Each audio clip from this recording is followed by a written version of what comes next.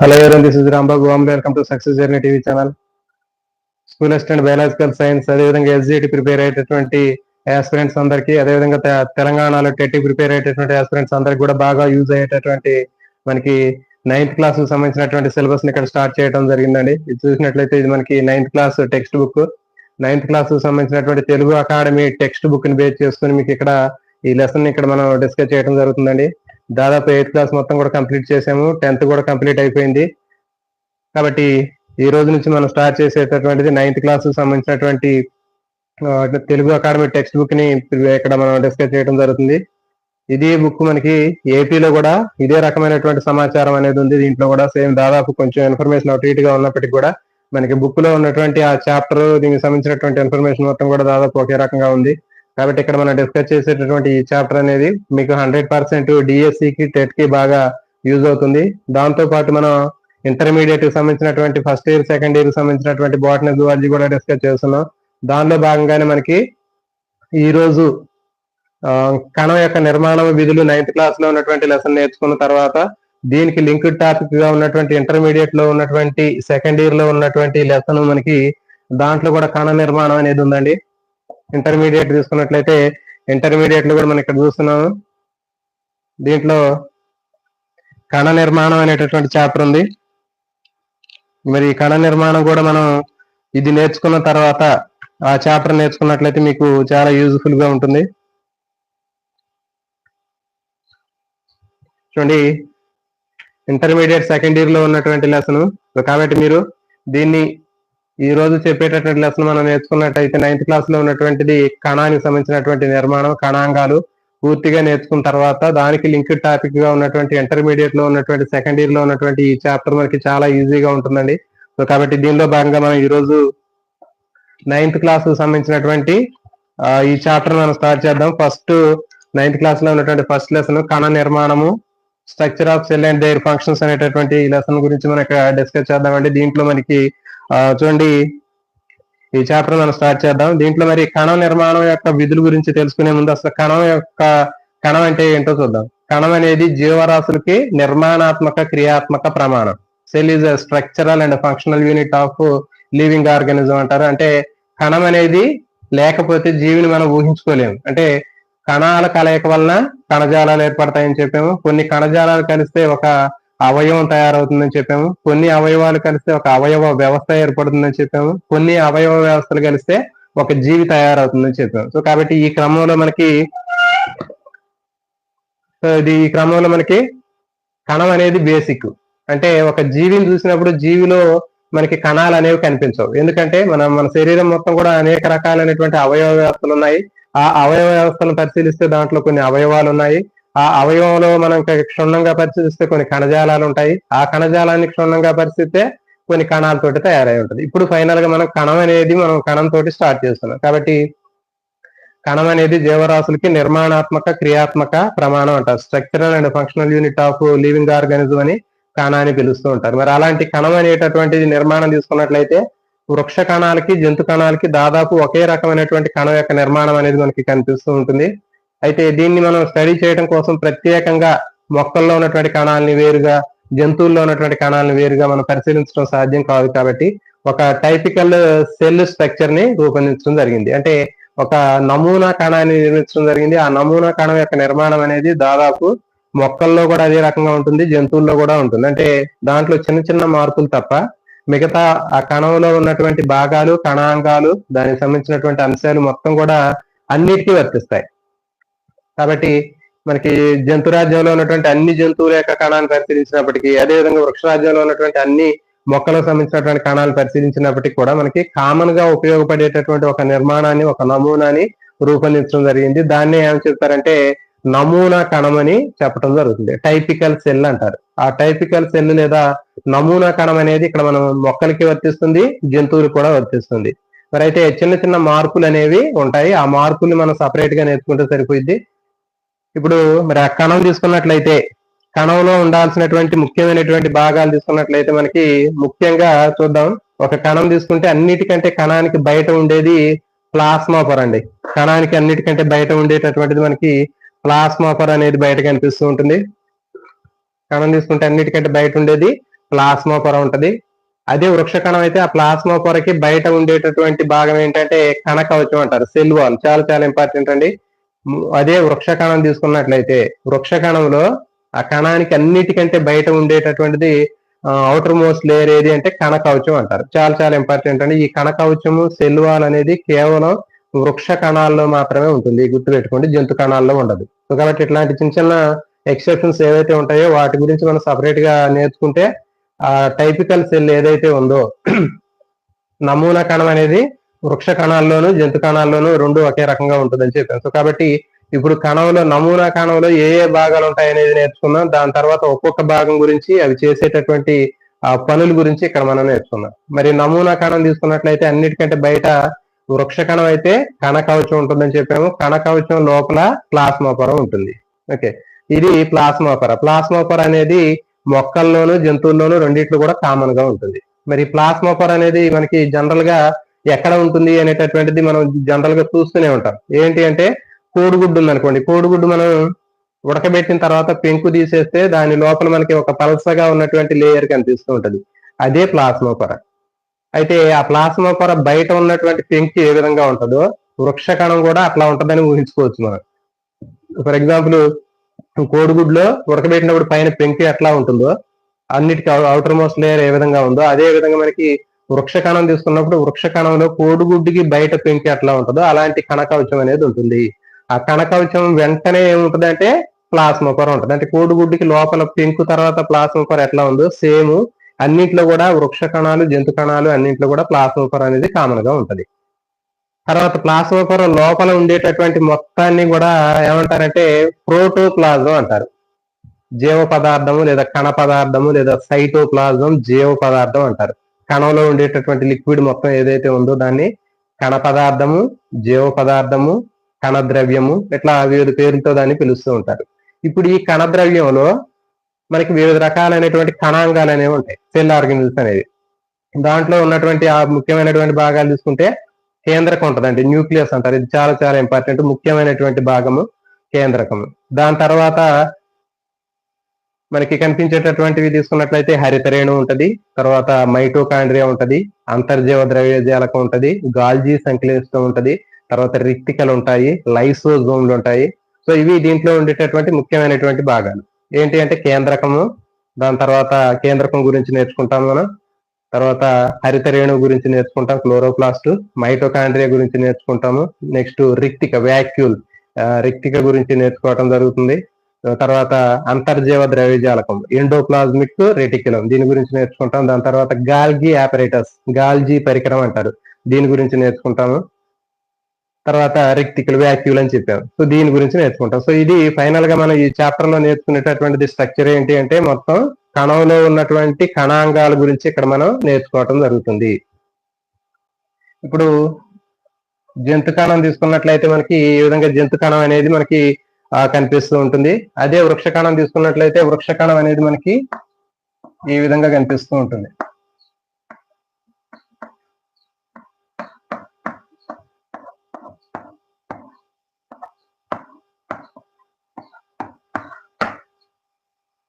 చూడండి, ఇక్కడ మనకి అదే జంతు కణం తీసుకున్నట్లయితే జంతు కణంలో అన్నిటికంటే బయట ఒకటే పొర ఉంది, ఇది ప్లాస్మా పొర అని చెప్పాం. ఓకే, కానీ వృక్ష కణం తీసుకున్నప్పుడు వృక్ష కణంలో మనకి ఇది ప్లాస్మా పొర, దీనికి బయట మనకి ఇంకొక పొర ఉంటుందని చెప్పాం, ఇది కణ కవచం. గుర్తుపెట్టుకోండి, అన్నిటికంటే బయట ఉండేది కణ కవచం అని చెప్పాము, దానికి లోపల ఉండేది ప్లాస్మా పొర. సో యాజ్ టీజ్ గా మొక్కల్లోనైనా సరే జంతువుల్లోనైనా సరే తీసుకున్నప్పుడు మనకి ఈ ప్లాస్మా పొర అనేది కామన్ గా ఉంటది. ఈ రెండిట్లు కూడా ఇది ప్లాస్మా పొర. అదే వృక్ష కణం అయితే ప్లాంట్ సెల్ అయితే దీనికి అన్నిటికంటే బయట ఈ ప్లాస్మా పొరకి బయట కణ కవచము, సెల్ వాల్ అనేది అదనంగా ఉన్నటువంటి పొర. ఓకే, సో ఇది. తర్వాత దీంట్లో మనకి ఇంకా కేంద్రకం ఉంటది, న్యూక్లియస్ అంటారు, కేంద్రకం అంటారు. తర్వాత మైటోకాండ్రియా అనేది ఉంటుంది మనకి ఇట్లా.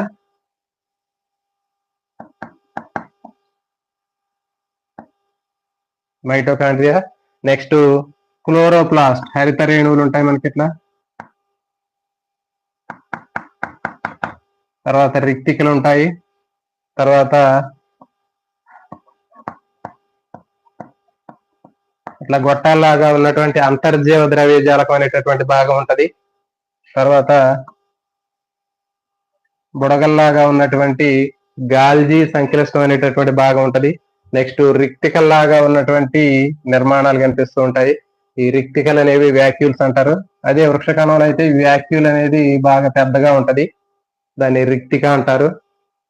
తర్వాత లైసోజోమ్లు చిన్న చిన్న పూసల్లాగా ఉన్నటువంటివి లైసోజోమ్లు. సో ఇవి దీంట్లో ఉండేటటువంటి ముఖ్యమైనటువంటి భాగాలండి. ఇక్కడ చూడండి, ఈ క్లోరోప్లాస్ట్ అనేది కేవలం వృక్ష కణంలో మాత్రమే ఉంటుంది. గుర్తుపెట్టుకోండి, క్లోరోప్లాస్ట్ అనేది వృక్ష కణంలో మాత్రమే ఉంటుంది. హరిత రేణువు అనేది జంతు కణంలో ఉండదు. ఓకే, కాబట్టి ఈ విధంగా మనకి వృక్ష కణాన్ని జంతు కణాన్ని తీసుకున్నప్పుడు రెండిట్లో కూడా మనకి అదనంగా ఉండేటటువంటి మార్పులు ఉన్నటువంటి భాగాలు మనం పరిశీలించినట్లయితే కణకవచం అనేది కేవలం వృక్ష కణంలోనే ఉంటుంది. తర్వాత హరిత రేణువు, హరిత రేణువు అనేది కేవలం వృక్ష కణంలోనే ఉంటుంది. నెక్స్ట్ రిక్తిక, వ్యాక్యూల్ అని చెప్పి రిక్తిక తీసుకున్నట్లయితే అది కేవలం జంతు కణంలో చిన్నగా ఉంటది. అదే వృక్ష కణం అయితే దాని యొక్క సైజు పెద్దగా ఉంటుంది. ఎందుకంటే కణంలో పెద్దగా బుడగలాగా ఉన్నటువంటిది వ్యాక్యూల్ రిక్తిక అంటారు. అది వృక్ష కణంలో చాలా పెద్ద సైజులో ఉంటది. అదే జంతు కణంలో అయితే చిన్న చిన్నగా కనిపిస్తూ ఉంటుంది. ఓకే, ఇవి మనకి దీంట్లో ఉండేటటువంటి ముఖ్యమైనటువంటి భాగాలు. ఇప్పుడు ఒక్కొక్క దాని గురించి మనం డీటెయిల్ గా నేర్చుకుందాం. ప్లాస్మా పొర గురించి నేర్చుకుందామండి. ముందు ఈ ప్లాస్మా పొర తీసుకున్నట్లయితే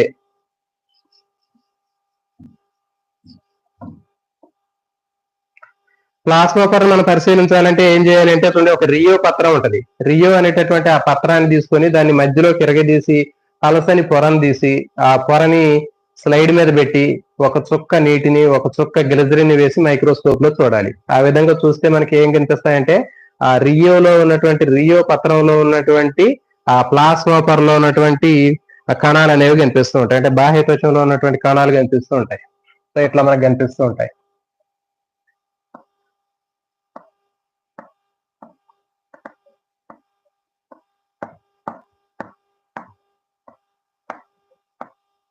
సో ఈ విధంగా మనకి కనిపిస్తూ ఉంటాయి. ఇది మనకి చూసినప్పుడు మనకి ఇట్లా బయటకు కనిపిస్తూ ఉంటాయి. ఇది రియోలో ఉన్నటువంటి కణాలు, అంటే బాహ్య చర్మంలో ఉన్నటువంటి కణాలు మనం పరిశీలించినట్లయితే మనకి ఇట్లా ఈ ప్లాస్మా పొర అనేది ఏ విధంగా కనిపిస్తుంది అనేది మనం ఇక్కడ చూద్దాం. ఇక్కడ చూసినట్లయితే మనకి కణాలన్నీ కూడా మామూలుగా కనిపిస్తున్నాయి. ఇప్పుడు ఈ కణాల్లో ఉన్నటువంటి ఆ ప్లాస్మా పొరని మనం ఏ విధంగా వేరు చేయాలి అంటే చూడండి, ఇప్పుడు మనం తయారు చేసినటువంటిది రియో పత్రంలో ఉన్నటువంటి పలసని పొర. దాన్ని ఏం చేయాలి అంటే సాల్ట్ వాటర్ లో ఉంచేసి ఒక 5 నుంచి 10 నిమిషాలు ఉంచాలి. ఉప్పు నీరు ఉన్నటువంటి ఒక వాచి గ్లాస్ లో ఆ రియో ఆకుని తీసి ఆ ఉప్పు నీరు ఉన్నటువంటి వాచి గ్లాస్ లో ఉంచాలి. సో ఇది ఒక వాచి గ్లాస్ తీసుకుని ఆ వాచి గ్లాస్ లో మనకి ఆ ఎరగదీసినటువంటి పలసని పొరలాగా తీసినటువంటి ఆ రియో పత్రంలో ఉన్నటువంటి పలసని పొరను తీసుకొని ఏం చేయాలంటే 5 నుంచి 10 నిమిషాల పాటు మనకి ఉప్పు ద్రావణంలో వేయాలి. ఉప్పు ఉన్నటువంటి ద్రావణంలో దాంట్లో వేసిన తర్వాత దీన్ని తీసి ఆ పలసని పొరను మళ్ళీ తీసి స్లైడ్ మీద వేసి ఒక 2 చుక్కలు నీటిని వేసి కవర్ స్లిప్ ని కప్పి మైక్రోస్కోప్ లో చూడాలి. ఆ మైక్రోస్కోప్ లో చూసినప్పుడు మనకి ఏం కనిపిస్తుంది అంటే, ఇప్పుడు ఫర్ ఎగ్జాంపుల్ కణం ఈ విధంగా ఉంటే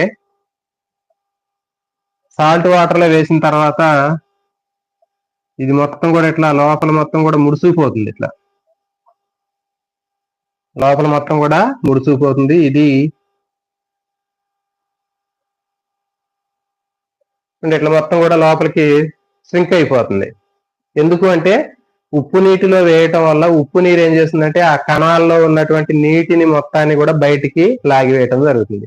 ఆ ఉప్పు నీటిలో ఉన్నటువంటి కణాలు వేసినప్పుడు ఆ ఉప్పు నీరు ఏం చేస్తుందంటే కణం లోపల ఉన్నటువంటి నీటిని మొత్తం కూడా బయటికి లాగివేయటం వల్ల ఆ లోపల మొత్తం కూడా ముడుచుకుపోతుంది. అంటే బెలూన్ ఉందనుకోండి, బాగా బెలూన్ ఉబ్బినటువంటి బెలూన్ ని మనం లోపల ఉన్నటువంటి గాలిని తీస్తే ఎట్లా ముడుచుకుపోతుందో అట్లాగే ఇక్కడ కూడా అంతే ఈ కణాలు ఉన్నాయి.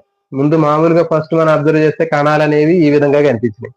ఇప్పుడు ఈ పొరను తీసుకెళ్లి మనం ఏం చేసామంటే సాల్ట్ వాటర్ ఉన్నటువంటి దాంట్లో వాచి గ్లాస్ లో ఒక 5 నుంచి 10 నిమిషాలు ఉంచిన తర్వాత ఏం జరిగింది అంటే ఆ ఉప్పు నీరు ఆ కణాల్లో ఉన్నటువంటి వాటర్ మొత్తం కూడా బయటికి అబ్జర్వ్ చేస్తున్నాయి.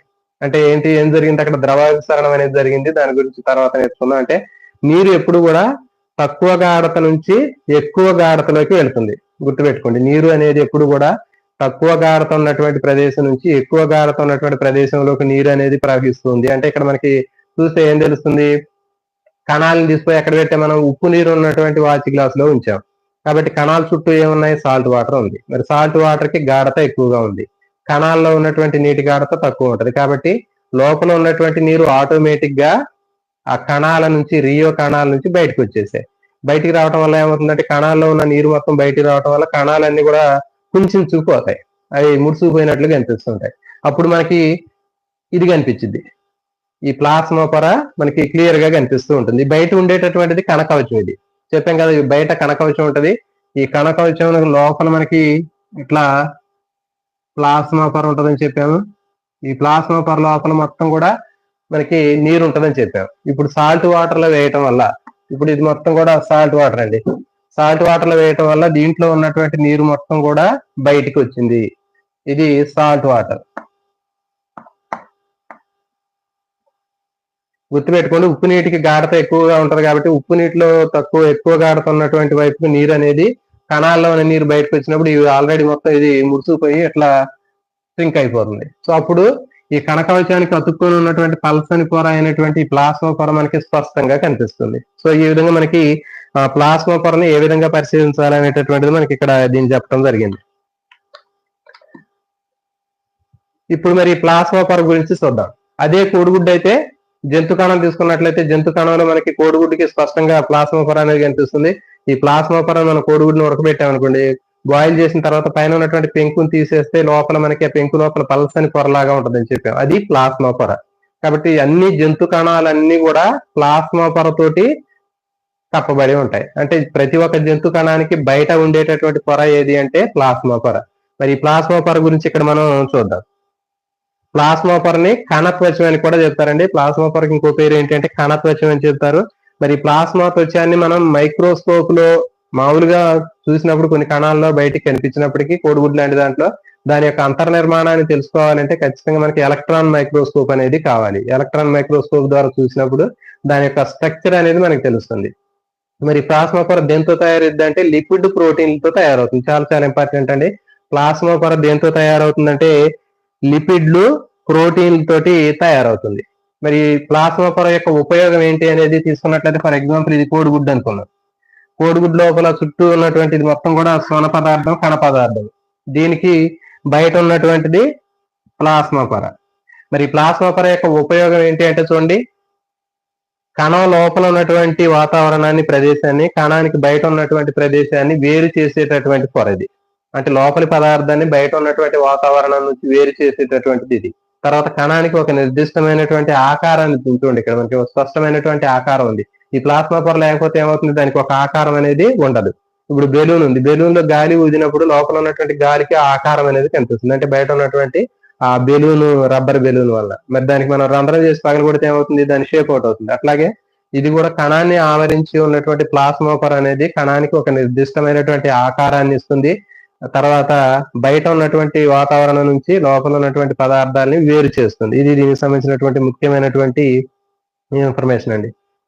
తర్వాత ప్లాస్మా పొరని ఏమని చెప్తారంటే విచక్షణ స్తరం అంటారు. చాలా చాలా ఇంపార్టెంట్. ప్లాస్మా పొరని విచక్షణ స్తరము అని చెప్పడం జరుగుతుంది. సెలెక్టివ్లీ పెర్మియబుల్ మెంబ్రేన్ అంటారు. అంటే ఈ ప్లాస్మా పొర నుంచి కొన్ని పదార్థాలు మాత్రమే లోపలికి వెళ్ళడం, లోపల నుంచి బయటికి రావడం జరుగుతుంది. అందుకే దీన్ని విచక్షణ స్తరము అని చెప్పడం జరుగుతుంది. అంటే ఫర్ ఎగ్జాంపుల్ మనం సినిమా థియేటర్కి వెళ్ళాలనుకోండి, ఏదైనా ఒక ప్రోగ్రామ్కి వెళ్ళాలి. వెళ్ళేటప్పుడు మనం ఏం చేస్తాం, ఏదైనా పర్టికులర్ గా దానికి సంబంధించినటువంటి ఒక ఎంట్రీ పాస్ కానివ్వండి, లేకపోతే ఒక టికెట్ కానీ ఉంటేనే మనం లోపలికి వెళ్ళగలుగుతాం, లేకపోతే వెళ్ళలేము. సో అదే విధంగా ఇక్కడ కూడా అంతే. అంటే అక్కడ ఏం చేస్తుందో దాన్ని చూసి సెలెక్ట్ చేసి లోపలికి పంపిస్తూ ఉంటారు. ఇక్కడ కూడా అంటే ప్లాస్మా పొర అనేది ఏం చేసింది అంటే ఒక సెలెక్టివ్ పెర్మియబుల్ మెంబ్రేన్ లాగా పనిచేసింది. అంటే దీన్ని ఏమని చెప్తారంటే విచక్షణ స్తరం అని చెప్పడం జరుగుతుంది. అంటే ఒక కణం నుంచి ఇంకో కణంలోనికి పదార్థాలు రవాణా చేసేటప్పుడు ఆ పొర గుండా అది ఏది వెళ్ళాలి, ఏది వెళ్ళకూడదు అనేది ఆ ప్లాస్మా పొర డిసైడ్ చేయడం జరుగుతుంది. అందుకే ప్లాస్మా పొరని విచక్షణ స్తరము అని చెప్పడం జరుగుతుంది. విచక్షణ స్తరము లేకపోతే పెర్మియబుల్, సెమీ పెర్మియబుల్ మెంబ్రేన్ అని, లేకపోతే సెలెక్టివ్లీ పెర్మియబుల్ మెంబ్రేన్ అని చెప్తారు. విచక్షణ స్తరం అంటారు. చాలా చాలా ఇంపార్టెంట్, గుర్తుపెట్టుకోండి. కణాల్లో ఉండేటటువంటి ఏ కణాంగాన్ని విచక్షణ స్తరం అని పిలుస్తారు అని అడిగినప్పుడు ప్లాస్మా పొర అని చెప్పాలి. ఎందుకంటే కణానికి అన్నిటికంటే బయట ఉండేది ప్లాస్మా పొరే కాబట్టి బయట ఉన్నటువంటి పదార్థాలు కణం లోపలికి వెళ్ళాలా వద్దా అనేది అది డిసైడ్ చేసింది. అవసరమైన వాటిని లోపలికి పంపించింది, అవసరం లేదనుకుంటే ఆపిద్ది. లోపల కూడా అవసరం లేనటువంటి వాటిని బయటికి పంపించాలంటే బయటికి పంపించింది, అవసరం లేదనుకుంటే ఆపుతుంది. సో కాబట్టి ఈ విధంగా ప్లాస్మా పొరని విచక్షణ స్తరము సెలెక్టివ్లీ పెర్మియబుల్ మెంబ్రేన్ అని చెప్తారు. సో ఇది ప్లాస్మా పొరకు సంబంధించినటువంటి ఇన్ఫర్మేషన్. నెక్స్ట్ కణ కవచం అండి. నెక్స్ట్ రెండవది కణ కవచం.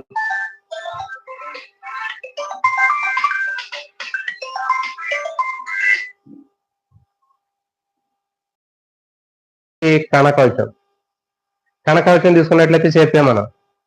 ఈ కణ కవచం అనేది వృక్ష కణంలో మాత్రమే ఉంటుందని చెప్పాము. వృక్ష కణం తీసుకున్నట్లయితే వృక్ష కణం ఇది వృక్ష కణం అని చెప్పాము. వృక్ష కణంలో అన్నిటికంటే బయట ఉండేటటువంటి పొర కణ కవచం. ఇది కణ కవచం అండి. కణ కవచం అనేది సెల్యులోజ్ అనేటటువంటి పదార్థంతో తయారు చేయబడి ఉంటది. ఇది చాలా చాలా ఇంపార్టెంట్. కణ కవచం ఏ పదార్థంతో తయారు చేసింది అంటే సెల్యులోజ్ అనేటటువంటి పదార్థంతో ఇది తయారు చేయబడి ఉంటది. అయితే ఇది కణానికి ఒక నిర్దిష్టమైనటువంటి ఆకారాన్ని సపోర్ట్ ని ఇవ్వడానికి ఉపయోగపడుద్ది. అంటే ఒక స్కెలిటన్ లాగా ఉపయోగపడుద్ది. కాబట్టి మరి ఈ కణ కవచం లేదా సెల్ వాల్ అనేది చాలా ముఖ్యమైనటువంటిది. అయితే గతంలో కొంతవరకు ఏమనుకున్నారంటే కణ కవచం అనేటటువంటిది ఒక నిష్క్రియాత్మకమైనది అనేటటువంటి విషయాన్ని పరిగణలోకి తీసుకునేవాళ్ళు. అంటే దాని నుంచి ఎలాంటి పదార్థాలు రవాణా అందట్లేదు అనేటటువంటి అంశాన్ని వాళ్ళు పరిగణలోకి తీసుకోవడం జరిగింది. కానీ ఈ రీసెంట్ గా జరిగినటువంటి ఆ పరిశోధనలు ఏవైతే ఉన్నాయో ఆ పరిశోధన వల్ల ఏమవుతుంది ఏంటి అంటే ఒక కణం నుంచి ఇంకో కణంలోనికి పదార్థాలు అనేవి కణ కవచం ద్వారా కూడా రవాణా అవుతాయి అని చెప్పడం జరిగింది. కాబట్టి ఇది గుర్తుపెట్టుకోండి. ఇది కణ కవచానికి సంబంధించినటువంటి అంశము. కణ కవచం అనేది కేవలం వృక్ష కణాల్లో మాత్రమే ఉంటుంది. అన్నిటికంటే బయట ఉండేటటువంటి పొరని కణ కవచం అంటారు, సెల్ వాల్ అంటారు. ఇది గట్టిగా ఉండి దృఢంగా ఉండి కణానికి రక్షణనివ్వడానికి ఉపయోగపడుతుంది. సెల్యులోజ్ అనేటటువంటి పదార్థంతో తయారు చేయబడుతుంది. మరి కణ కవచంలో ఉన్నటువంటి చిన్న చిన్న రంధ్రాల ద్వారా పదార్థాలు అనేవి కణంలోకి పంపించడానికి కణ కవచం కూడా ఉపయోగపడుతుంది అనేటటువంటి విషయం మనకి తెలిసింది. ఇప్పుడు తర్వాత కణంలో ఉన్నటువంటి కణద్రవ్యం ఏదైతే ఉందో జీవ పదార్థము అది బయటికి బాహ్య పీడనాన్ని కలగజేస్తూ ఉంటుంది. బయటికి బాహ్య పీడనాన్ని కలగజేసినప్పుడు మరి ఆ పగిలిపోయే అవకాశం లేకుండా అది ఏం చేస్తుందంటే బయట నుంచి అదే రకమైనటువంటి పీడనాన్ని కల్పించింది కణ కవచం. సో అప్పుడు ఏమవుతుందంటే ఆ పీడనం రెండు సమానంగా ఉండటం వల్ల లోపల ఉన్నటువంటి ఆ కణానికి ఎలాంటి ఒత్తిడి లేకుండా ఉంటుంది. ఫర్ ఎగ్జాంపుల్ ఒక డోర్ ఉందండి. ఈ డోరు తలుపు ఉంది. ఆ తలుపుని లోపల నుంచి ఒకళ్ళు బయటికి నెడుతున్నారు. అది అటు ఇటు డోర్ తెరుచుకుంటది, టైం తెరుచుకుంటది. బయట నుంచి ఒక ఇద్దరు లోపలికి నెడుతున్నారు, లోపల నుంచి ఒక ఇద్దరు బయటికి నెడుతున్నారు. సో మరి ఇప్పుడు చూడండి రెండు వైపుల బలాలు సమానంగా ఉన్నప్పుడు ఏమవుతుంది, డోర్ తెరుచుకుంటుందా? తెరుచుకోదు. కానీ లోపల నుంచి ఎక్కువగా బలంగా బయటికి నెట్టేస్తే బయటికి పోయింది, లోపల నుంచి గట్టిగా నేస్తే బయటికి వెళ్ళిపోతుంది డోర్. సో కాబట్టి ఇక్కడ కూడా అంతే సేమ్. అంటే కణం లోపల ఉన్నటువంటి ఆ జీవ పదార్థం కణద్రవ్యం అనేది కణాన్ని బయటికి ఒత్తిడితో పీడనంతో నెట్టినప్పుడు పగిలిపోయే అవకాశం ఉంటుంది. మరి అట్లా పగిలిపోకుండా ఆ లోపల నుంచి జీవ పదార్థం ఎంత ఒత్తిడితో బయటకు వస్తుందో అంతే ఒత్తిడితోటి బయట కణ కవచం కూడా అదే ఒత్తిడిని కలగజేయటం వల్ల రెండు కూడా సమానంగా ఉండటం వల్ల కణం అనేది బ్రేక్ అయిపోకుండా ఉంటది. నెక్స్ట్ కేంద్రకం తీసుకున్నట్లయితే కేంద్రకం అనేది కణంలో చాలా ముఖ్యమైనటువంటి భాగం అని చెప్పాము. ఇది కేంద్రకం అనుకున్నాం. ఈ కేంద్రకం తీసుకున్నట్లయితే ఇది కేంద్రకం అనేది చాలా ముఖ్యమైనటువంటి భాగము. మరి కేంద్రకాన్ని మనం ఏ విధంగా పరిశీలించాలి ఏంటి అనేటటువంటి దాన్ని మనం పరిశీలించినట్లయితే ముందుగా చూడండి, ఒక శుభ్రమైనటువంటి ఒక ఐస్ క్రీమ్ పుల్లని తీసుకొని లేకపోతే ప్లాస్టిక్ స్పూన్ తీసుకొని నోట్లో ఉన్నటువంటి ఆ పలసని బుగ్గలో ఉన్నటువంటి పలసని పొరని తీసి నిదానంగా దాన్ని గీకి దాన్ని బయటికి తీసి ఉప్పు నీరు ఉన్నటువంటి వాచి గ్లాస్ లో ఉంచాలి. ఉప్పు నీరు ఉన్నటువంటి వాచి గ్లాస్ లో ఉంచిన తర్వాత దాన్ని ఏం చేయాలంటే దాన్ని తీసి కొంచెం చిన్న భాగాన్ని తీసి ఒక స్లైడ్ మీద పెట్టి 2 చుక్కలు నీటిని వేసి 1 చుక్క గ్లిజరిన్ వేసి కవర్ స్లిప్ కప్పి మైక్రోస్కోప్ లో చూడాలి. సో దేనికైనా ఇదే ప్రొసీజర్ అండి. మనం చూడాలి అంటే స్లైడ్ లో మనం చూడాలి అంటే ఫస్ట్ ఏం చేయాలంటే ఏ శాంపిల్ అయితే ఉందో ఆ శాంపిల్ ని ముందుగా మనం ఏం చేయాలంటే ఒక స్లైడ్ మీద పెట్టాలి. జాగ్రత్తగా పెట్టిన తర్వాత దాని మీద ఒక 2 చుక్కలు వాటర్ వేయాలి. తర్వాత 1 చుక్క గ్లిజరిన్ వేయాలి. గ్లిజరిన్ ఎందుకు వేయాలి అంటే అది కణం మొత్తం డ్రై అయిపోయి ఎండిపోకుండా ఉంటుంది. మనం మైక్రోస్కోప్ లో చూసేటప్పుడు ఆ కణం ఎండిపోయే అవకాశం ఉంటుంది. అట్లా ఎండిపోకుండా ఉండడానికి మనకి ఇది ఉపయోగపడుతుంది గ్లిజరిన్. ఆ విధంగా వేసిన తర్వాత మనం కవర్ స్లిప్ తో కప్పేసిన తర్వాత ఏ గాలి బుడగలు లేకుండా జాగ్రత్తలు తీసుకొని మైక్రోస్కోప్ లో చూడాలి. మైక్రోస్కోప్ లో చూస్తే మనకి కేంద్రకం అనేది ఈ విధంగా కనిపిస్తుంది. దీంట్లో కేంద్రకం లోపల కేంద్రకాంశం ఉంటది. ఈ కేంద్రకం చుట్టూ ఉండేటటువంటి పొరని కేంద్రక త్వచము, న్యూక్లియర్ మెంబ్రేన్ అంటారు. కేంద్రకం చుట్టూ ఉండేటటువంటి పొరని కేంద్రక త్వచము, న్యూక్లియర్ మెంబ్రేన్ అంటారు. దాని లోపల కేంద్రకం లోపల ఉన్నటువంటి ఇంకో చిన్న భాగాన్ని కేంద్రకాంశం అంటారు, న్యూక్లియోలస్. ఇది కేంద్రకాంశం, కేంద్రకాంశం లేదా న్యూక్లియోలస్ అని చెప్పి చెబుతారు. అయితే ఎటువంటి ఇది కేంద్రక త్వచము, కేంద్రకం చుట్టూ ఉండేటటువంటి దాన్ని ఏమంటారంటే కేంద్రక త్వచం అని చెప్పడం జరుగుతుంది. మరి అయితే ఈ కేంద్రకాన్ని ఎవరు కనుక్కున్నారు ఏంటి అనేటటువంటి దాన్ని మనం పరిశీలించినట్లయితే ఇప్పుడు మనకి కణం అనేది ఈ విధంగా కనిపించింది. మైక్రోస్కోప్ లో చూస్తే మనకి ఈ విధంగా కనిపిస్తుంది. బుగ్గలో ఉన్నటువంటి కేంద్రకాన్ని మనం పరిశీలించడానికి ప్రొసీజర్ అనేది కామన్, దాని మీద మనకి ఎలాంటి బిట్లు రావడానికి అవకాశం ఉండదు. అయితే దీంట్లో కేంద్రకం చూడాలి అంటే మనకి చూడండి, మిథిలిన్ బ్లూ అనేటటువంటిది చాలా చాలా ఇంపార్టెంట్ అండి. మిథిలిన్ బ్లూ అనేటటువంటి కలర్ ని వేసినప్పుడు మాత్రమే ఈ కేంద్రకం అనేది బ్లూ కలర్ లో కనిపించింది. జనరల్ గా మనకి 8th క్లాస్ లో మనం నేర్చుకున్నాం.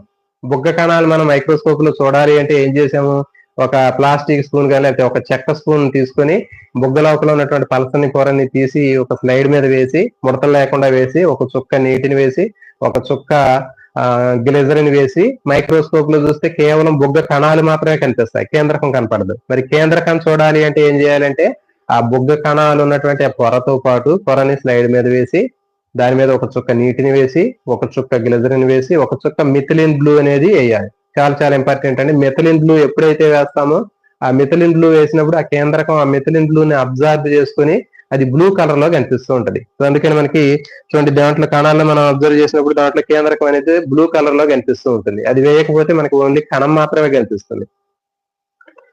సో ఇది దీనికి సంబంధించింది. ఎక్కువగా ఉన్నటువంటి రంగుని ఫిల్టర్ పేపర్ తోటి రిమూవ్ చేయాలి. మరి ఇప్పుడు ఈ కణాన్ని 1831 సంవత్సరంలో రాబర్ట్ బ్రౌన్ అనేటటువంటి శాస్త్రవేత్త కనుక్కోవడం జరిగింది. చాలా చాలా ఇంపార్టెంట్. కేంద్రకాన్ని కనుక్కున్నటువంటి శాస్త్రవేత్త ఎవరు అంటే రాబర్ట్ బ్రౌన్. 1831 సంవత్సరంలో రాబర్ట్ బ్రౌన్ కేంద్రకాన్ని కనుక్కోవడం జరిగింది. కేంద్రకం అనేది కణంలో చాలా చాలా ముఖ్యమైనటువంటి ఎసెన్షియల్ సెల్ ఆర్గనెల్ అండి. కణంలో ఉండేటటువంటి మిగిలినటువంటి అన్ని కణాంగాల్లోకెల్లా ముఖ్యమైనటువంటిది ఏంటి అంటే కేంద్రకం, న్యూక్లియస్ అంటారు.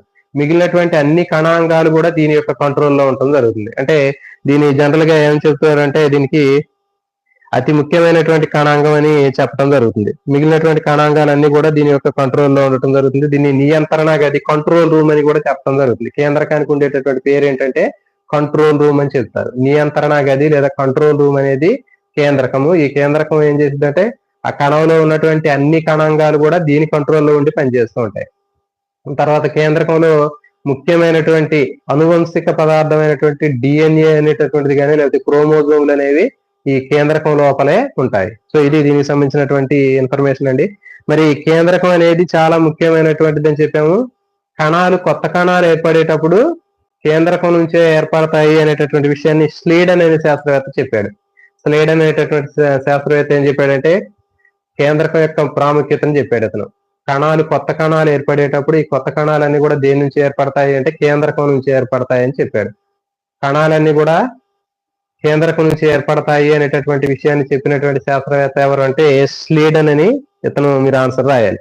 కణంలో అతి ముఖ్యమైనటువంటి కణాంగము, తర్వాత నియంత్రణ గది అని దేని పిలుస్తారు అంటే కేంద్రకం. నెక్స్ట్ వేటిలో ఉంటుందో చూద్దాం.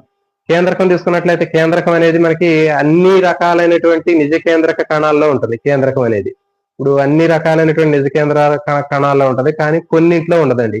మరి ఆ కొన్ని ఏంటి అంటే ఎర్ర రక్త కణాల్లో ఉండదు. చాలా చాలా ఇంపార్టెంట్, గుర్తుపెట్టుకోండి. కేంద్రకం అనేది దేంట్లో ఉండదు అంటే ఎర్ర రక్త కణాల్లో కేంద్రకం అనేది ఉండదు. బేసికల్ గా ఎర్ర రక్త కణం తయారయ్యేటప్పుడు ఉంటది, ఆ కేంద్రకం ఉంటుంది. కానీ ఏమవుతుందంటే గ్రాడ్యువల్ గా అది డెవలప్మెంట్ చెందేటప్పుడు ఆ ఎర్ర రక్త కణంలో ఉన్న కేంద్రకం అనేది అదృశ్యం అయిపోవడం జరుగుతుంది.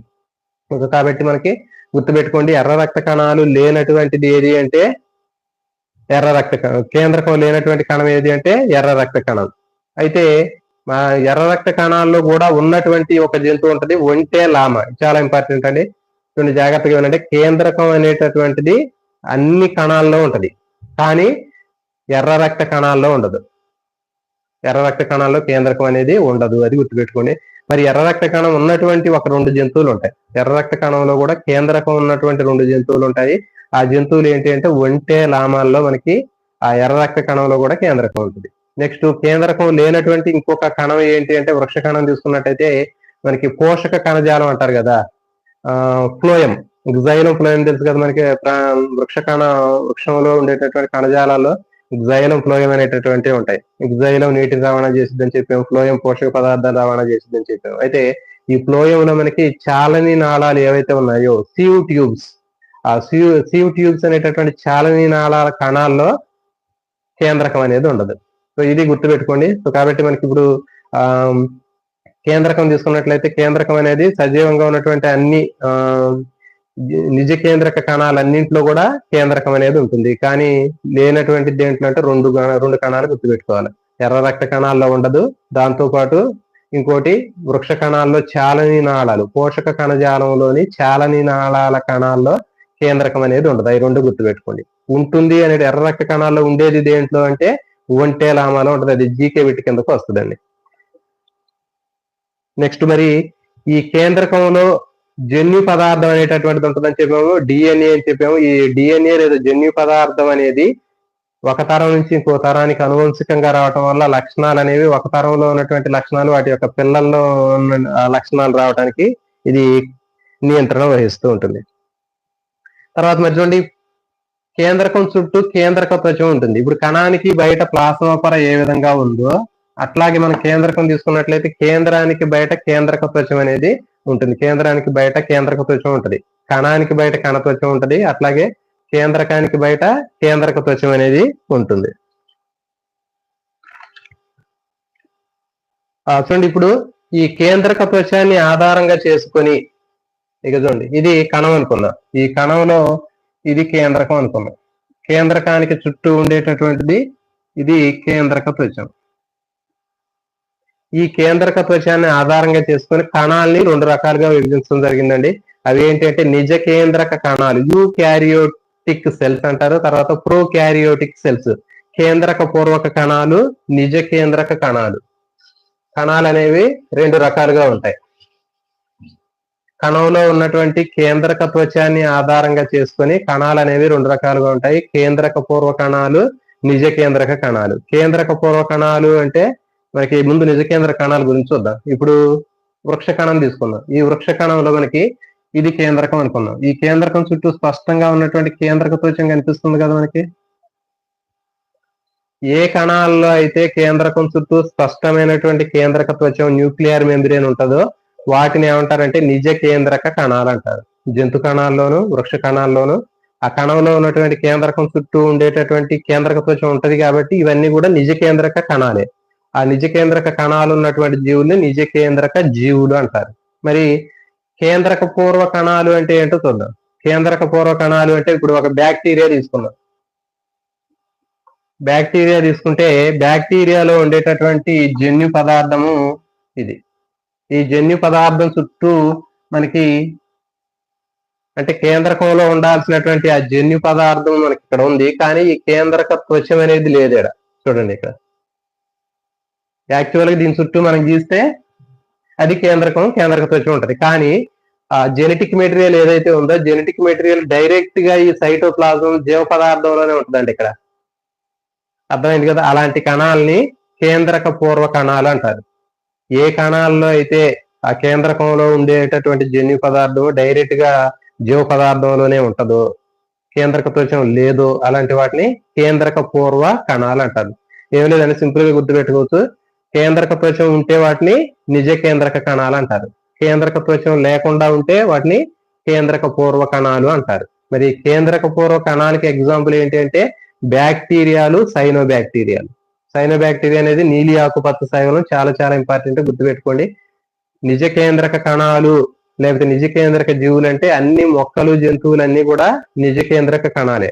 వీటిలో కేంద్రకం స్పష్టమైనటువంటి కేంద్రక త్వచాన్ని కలిగిన కేంద్రకం ఉంటది, న్యూక్లియర్ మెంబ్రేన్ ఉంటది. కానీ బ్యాక్టీరియా కానివ్వండి లేకపోతే సైనో బ్యాక్టీరియా కానీ తీసుకున్నట్టయితే వాటిలో కేంద్రక త్వచం అనేది ఉండదు. ఆ కేంద్రక త్వచమే కదా మరి ఆ కేంద్రకానికి సంబంధించినటువంటిది. మరి ఆ కేంద్రక త్వచం లేకపోవటం వల్ల ఆ కేంద్రకం లోపల ఉండేటటువంటి ఆ జెనెటిక్ మెటీరియల్ ఏదైతే ఉందో అది డైరెక్ట్ గా ఇక్కడ మనకి జీవ పదార్థంలో ఉంటుంది. ఇది బ్యాక్టీరియా అనుకుంటే బ్యాక్టీరియాలు ఇది జెనెటిక్ మెటీరియల్ అయితే ఇది బయట కేంద్రకం త్వచం ఉంటే ఎట్లా ఉంటది, కానీ దీంట్లో ఈ కేంద్రక త్వచం అనేది లేదు.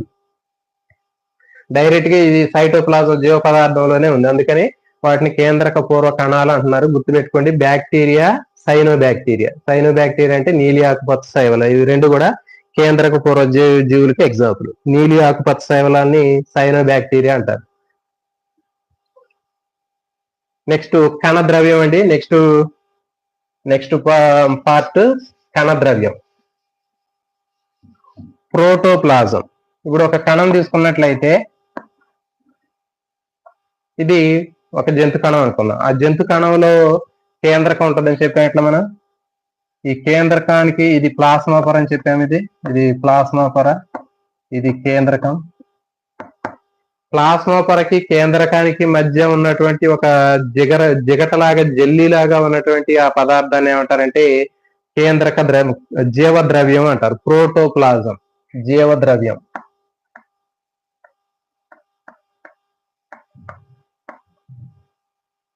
కేంద్రక త్వచానికి బయట ఉన్న ప్లాస్మా పొరకి మధ్యలో ఉండేటటువంటి ఒక జెల్లీ లాగా ఫ్లూయిడ్ లాగా ఉన్నటువంటి దాన్ని ఏమంటారంటే జీవద్రవ్యము లేదా ప్రోటోప్లాజం అని పిలవటం జరుగుతుంది. అయితే తర్వాత శాస్త్రవేత్తలు దీంట్లో కేంద్రకం చుట్టూ కేంద్రక త్వచం ఉంటుంది అనేటటువంటి విషయాన్ని కనుక్కున్న తర్వాత ఇప్పుడు ఆ ప్రోటోప్లాజం జీవ పదార్థాన్ని రెండు రకాలుగా విభజించారండి. గుర్తుపెట్టుకోండి, కణద్రవ్యం అనేది ఫస్ట్ ఉంది. కణంలో ఉన్నటువంటి ఆ జెల్లీ లాగా ఉన్నటువంటి పదార్థాన్ని కణద్రవ్యము, ప్రోటోప్లాజం అన్నారు. అయితే కేంద్రకం కనుక్కున్న తర్వాత కేంద్రకానికి కేంద్రక త్వచం ఉంటుంది కదా, మరి ఈ కేంద్రక త్వచం ఉన్నప్పుడు ఈ కేంద్రక త్వచానికి లోపల ఉన్నటువంటి దాన్ని కణద్రవ్యం అన్నారు, న్యూక్లియోప్లాజం. ఇది న్యూక్లియోప్లాజము కేంద్రక ద్రవం. ఇది బయట ఉండేటటువంటిది సైటోప్లాజం, కణద్రవ్యము. అర్థమైంది కదా, కేంద్రకంలో ఉండేటటువంటి పదార్థాన్ని కేంద్రక ద్రవ్యం అంటారు, న్యూక్లియోప్లాజము. తర్వాత కణం లోపల ఉండేటటువంటి దాన్ని కణద్రవ్యం అంటారు, సైటోప్లాజం. సో కాబట్టి ఇప్పుడు ప్రోటోప్లాజం అనేది ఫస్ట్ పిలిచారు. కణంలో ఉండేటటువంటి పదార్థాన్ని మొత్తం కూడా ప్రోటోప్లాజము, దానికి పేరు ఏంటంటే జీవ పదార్థం అన్నారు. జీవ పదార్థము లేదా ప్రోటోప్లాజం అనేది ఫస్ట్ కనుక్కోవటం జరిగింది, అది ఉంటుంది అనుకున్నారు. ఎప్పుడైతే కేంద్రకాన్ని కనుక్కున్నారో కేంద్రకం చుట్టూ కేంద్రక త్వచం ఉంటుంది. మరి ఆ కేంద్రక త్వచం లోపల ఉండేదాన్ని ఆ పదార్థాన్ని కేంద్రక ద్రవ్యం అన్నారు, బయట ఉండేది కణద్రవ్యం. సో కాబట్టి కేంద్రకం కనుక్కున్న తర్వాత కేంద్రక త్వచానికి లోపల ఉండేటటువంటిది కేంద్రక ద్రవ్యము, ఈ కేంద్రక త్వచానికి బయట ఉండేది కణద్రవ్యము. ఇది సైటోప్లాజం, ఇది న్యూక్లియోప్లాజం. కణద్రవ్యము, కేంద్రక ద్రవ్యము. సో ఫస్ట్ ఏమన్నారంటే దీన్ని జీవద్రవ్యము, ప్రోటోప్లాజం అన్నారు. ఆ ప్రోటోప్లాజం కాస్త తర్వాత కేంద్రకం కనుక్కున్న తర్వాత న్యూక్లియోప్లాజం కేంద్రక ద్రవ్యం, బయట కణద్రవ్యము, సైటోప్లాజం అని చెప్పడం జరిగింది. మరి ఇప్పుడు దీంట్లో ఈ సైటోప్లాజం కణద్రవ్యంలో మనకి చాలా రకాలైనటువంటి కణాంగాలన్నీ కూడా దాంట్లో మనకి వివిధ రకాలైనటువంటి కణాంగాలన్నీ కూడా దాంట్లో కనిపిస్తూ ఉంటాయి. ఇది జీవ పదార్థం అండి. ఈ జీవ పదార్థంలోనే మనకి చెప్పాము మైటోకాండ్రియా, క్లోరోప్లాస్ట్, తర్వాత గాల్గి ఆపరేటర్స్, రైబోజోమ్స్, లైసోజోమ్స్, ఎండోప్లాజ్మిక్ రెటికులమ్స్, ఇవన్నీ కూడా మనకి ఈ జీవ పదార్థం అనేటటువంటి దాంట్లో కణద్రవ్యము సైటోప్లాజంలో ఉండటం జరుగుతుంది.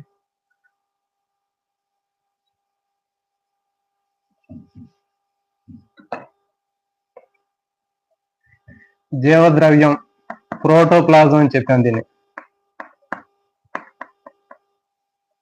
జీవద్రవ్యము లేదా ప్రోటోప్లాజం ఇది ఎప్పుడైతే కేంద్రకాన్ని కనుక్కున్నారో కేంద్రక త్వచం లోపల ఉండేటటువంటి దాన్ని మనకి కేంద్రక ద్రవ్యం,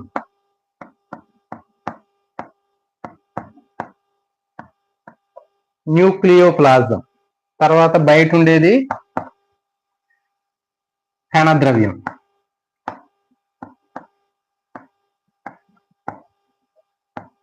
సైటోప్లాజం. ఇదండి ఇది కేంద్రక త్వచం. కేంద్రకం చుట్టూ ఉన్నటువంటి కేంద్రక త్వచం అనేది బయట కణద్రవ్యము, దీనికి లోపల కేంద్రక ద్రవ్యాన్ని వేరు చేస్తుంది. సో ఇది దీనికి సంబంధించినటువంటి ఇన్ఫర్మేషన్. నెక్స్ట్ కణాంగాలు. కణాంగాలు తీసుకున్నట్లయితే కణంలో ఉన్నటువంటి ముఖ్యమైనటువంటి కణాంగాల గురించి తీసుకున్నట్లయితే ఎలక్ట్రాన్ మైక్రోస్కోప్ ద్వారా చూస్తేనే మనకి ఈ కణాంగాలు అనేవి కనిపించడం జరుగుతుంది. ఈ కణాంగాలు కూడా అన్ని కూడా ఏంటి అంటే అవి త్వచాలతోటి అంటే మెంబ్రెయిన్ తో కవర్ చేసినటువంటి కణాంగాలు అనేవి కనిపిస్తుంటాయి. దీంట్లో అంతర్జీవ ద్రవ్యజాలకం అంటారు. ఎండోప్లాజ్మిక్ రెటిక్యులము, తర్వాత గాల్గి ఆపరేటస్, గాల్జీ సంక్లిష్టము, క్లోరోప్లాస్ట్ హరిత రేణువు, మైటోకాండ్రియా, రైబోజోమ్స్, లైసోజోమ్స్, ఇవి ముఖ్యమైనటువంటి అంశాలండి. వీటి గురించి మనం ఇక్కడ చూద్దాం. అంతర్జీవ ద్రవ్యజాలకం.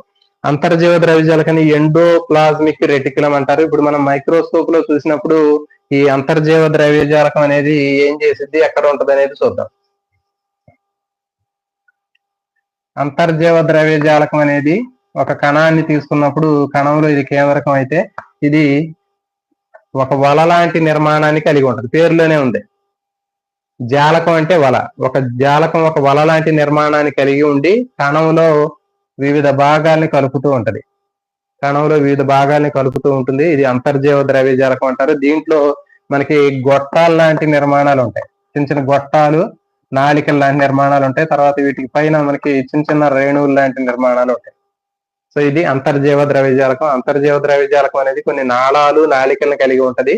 వాటిపైన చిన్న చిన్న రేణువులు లాంటి నిర్మాణాలను కలిగి ఉంటది. మరి అయితే ఈ అంతర్జీవ ద్రవ్యజాలకం అనేది ఏం చేసిద్ది అనేది చూద్దాం. అయితే అంతర్జీవ ద్రవ్యజాలకం రెండు రకాలుగా ఉంటదండి. ఇక చూడండి, ఇది అంతర్జీవ ద్రవ్యజాలకం అని చెప్పాం. ఈ నాళాలు, నాళికలు, గొట్టాలు, చిన్న గొట్టాలతో తయారై ఉంటది. దీంట్లో మనకి రెండు రకాలు ఉంటాయని చెప్పాం. గరుకు అంతర్జీవ ద్రవ్యజాలకము, రెండోది నునుపు అంతర్జీవ ద్రవ్యజాలకం. గరుకు అంతర్జీవ ద్రవ్యజాలకము, నునుపు అంతర్జీవ ద్రవ్యజాలకం అనే రెండు రకాలుగా ఉంటాయి. మరి నునుపు అంతర్జీవ ద్రవ్యజాలకం ఎందుకు నునుపుగా ఉంటుందంటే చూడండి, ఫర్ ఎగ్జాంపుల్ ఇది నునుపు అంతర్జీవ ద్రవ్యజాలకం. దీంట్లో మనకి ఒక వలలాగా ఉంటుంది. దీని మీద ఎలాంటి రేణువులు లాంటివి లేవు. కానీ ఇక్కడ చూడండి, దీని మీద మనకి రేణువులు లాంటి నిర్మాణాలు కనిపించాయి. అంటే అంతర్జీవ ద్రవ్యజాలకం మీద రైబోజోములు అనేటటువంటి కోసల లాంటి నిర్మాణాలు ఉంటే వాటిని గరుకు అంతర్జీవ ద్రవ్యజాలకం అంటారు. అలా కాకుండా అంతర్జీవ ద్రవ్యజాలకం మీద రేణువులు లాంటివి, రైబోజోములు లేకపోతే అది నునుపుగా కనిపిస్తుంది కదా, దాన్ని నునుపు అంతర్జీవ ద్రవ్యజాలకం అంటారు. Smooth endoplasmic reticulum, rough endoplasmic reticulum. మరి ఇవి ఏం చేస్తాయంటే చూడండి, గరుకు అంతర్జీవ ద్రవ్య, చూడటానికి గరుకుగా కనిపిస్తుంది. దీన్ని గరుకు అంతర్జీవ ద్రవ్యజాలకం అంటారు. ఇది ప్రోటీన్లను తయారు చేసిద్ది. గరుకు అంతర్జీవ ద్రవ్యజాలకం దేన్ని తయారు చేసిద్ది అంటే ప్రోటీన్లను తయారు చేసిద్ది. నునుపు అంతర్జీవ ద్రవ్యజాలకం అనేది లిపిడ్లు, తర్వాత పిండి పదార్థాలను తయారు చేసింది. ఇది చాలా చాలా ఇంపార్టెంట్ అండి. సో ఇది అంతర్జీవ ద్రవ్యజాలకానికి సంబంధించినటువంటి ఇన్ఫర్మేషన్ మనకి. నునుపు అంతర్జీవ ద్రవ్యజాలకం, కాలేయంలో ఉన్నటువంటి నునుపు అంతర్జీవ ద్రవ్యజాలకం ఏం చేసింది అంటే విష పదార్థాలని నిర్వీర్యం చేసింది. మనం తీసుకునేటటువంటి పదార్థం, ఆహారం ద్వారా వచ్చేటటువంటి విష పదార్థాలు ఏమైనా ఉంటే, పాయిజన్, టాక్సిక్ మెటీరియల్స్ ఏమైనా ఉంటే అది లివర్ లో పోయిన తర్వాత ఆ నునుపు అంతర్జీవ ద్రవ్యజాలకం దాన్ని నిర్వీర్యం చేయడం జరుగుతుంది. సో కాబట్టి మనకి అంతర్జీవ ద్రవ్యజాలకానికి సంబంధించి మనకి గుర్తుపెట్టుకునేటటువంటి ముఖ్యమైనటువంటి అంశాలు ఏంటి అంటే, అంతర్జీవ ద్రవ్యజాలకం అనేది ఒక వలలాగా ఉన్నటువంటి నిర్మాణము. ఇది వివిధ భాగాల్ని కలిపేటటువంటి నిర్మాణం. కణంలో ఉన్నటువంటి ప్లాస్మా పొర దగ్గర నుంచి ఇటు పక్కన కేంద్రకానికి కానీ లేకపోతే ఇతర కణాంగాల్ని కూడా కలిపేటటువంటి ఒక వల లాంటి నిర్మాణం. దాంట్లో నాళాలు, నాళికలు ఉంటాయి. గుర్తుపెట్టుకోండి, అంతర్జీవ ద్రవ్యజాలకంలో చిన్న చిన్న గొట్టాలు, నాళాలు లాంటివి కనిపిస్తూ ఉంటాయి. తర్వాత దాంట్లో రెండు రకాలు ఉంటాయని చెప్పారు. అంతర్జీవ ద్రవ్యజాలకంలో రకాలు తీసుకున్నట్లయితే రెండు రకాలు ఉంటాయని చెప్పారు. ఏ అంతర్జీవ ద్రవ్యజాలకం మీద అయితే రేణువులు లాంటి, పూసలు లాంటి రైబోజోములు ఉంటాయో దాన్ని గరుకు అంతర్జీవ ద్రవ్యజాలకం అంటారు. అట్లా కాకుండా కొన్నిటి అంతర్జీవ ద్రవ్యజాలకం మీద ఎలాంటి రేణువులు లాంటివి ఉండవు, అది చూడడానికి ప్లెయిన్ గా కనిపిస్తూ ఉంటుంది. దాన్ని స్మూత్ ఎండోప్లాజ్మిక్ రెటిక్యులం లేకపోతే నునుపు అంతర్జీవ ద్రవ్యజాలకం అంటారు. మరి ఈ రెండు ఏం చేస్తాయంటే, గరుకు అంతర్జీవ ద్రవ్యజాలకం ప్రోటీన్లు తయారు చేసింది.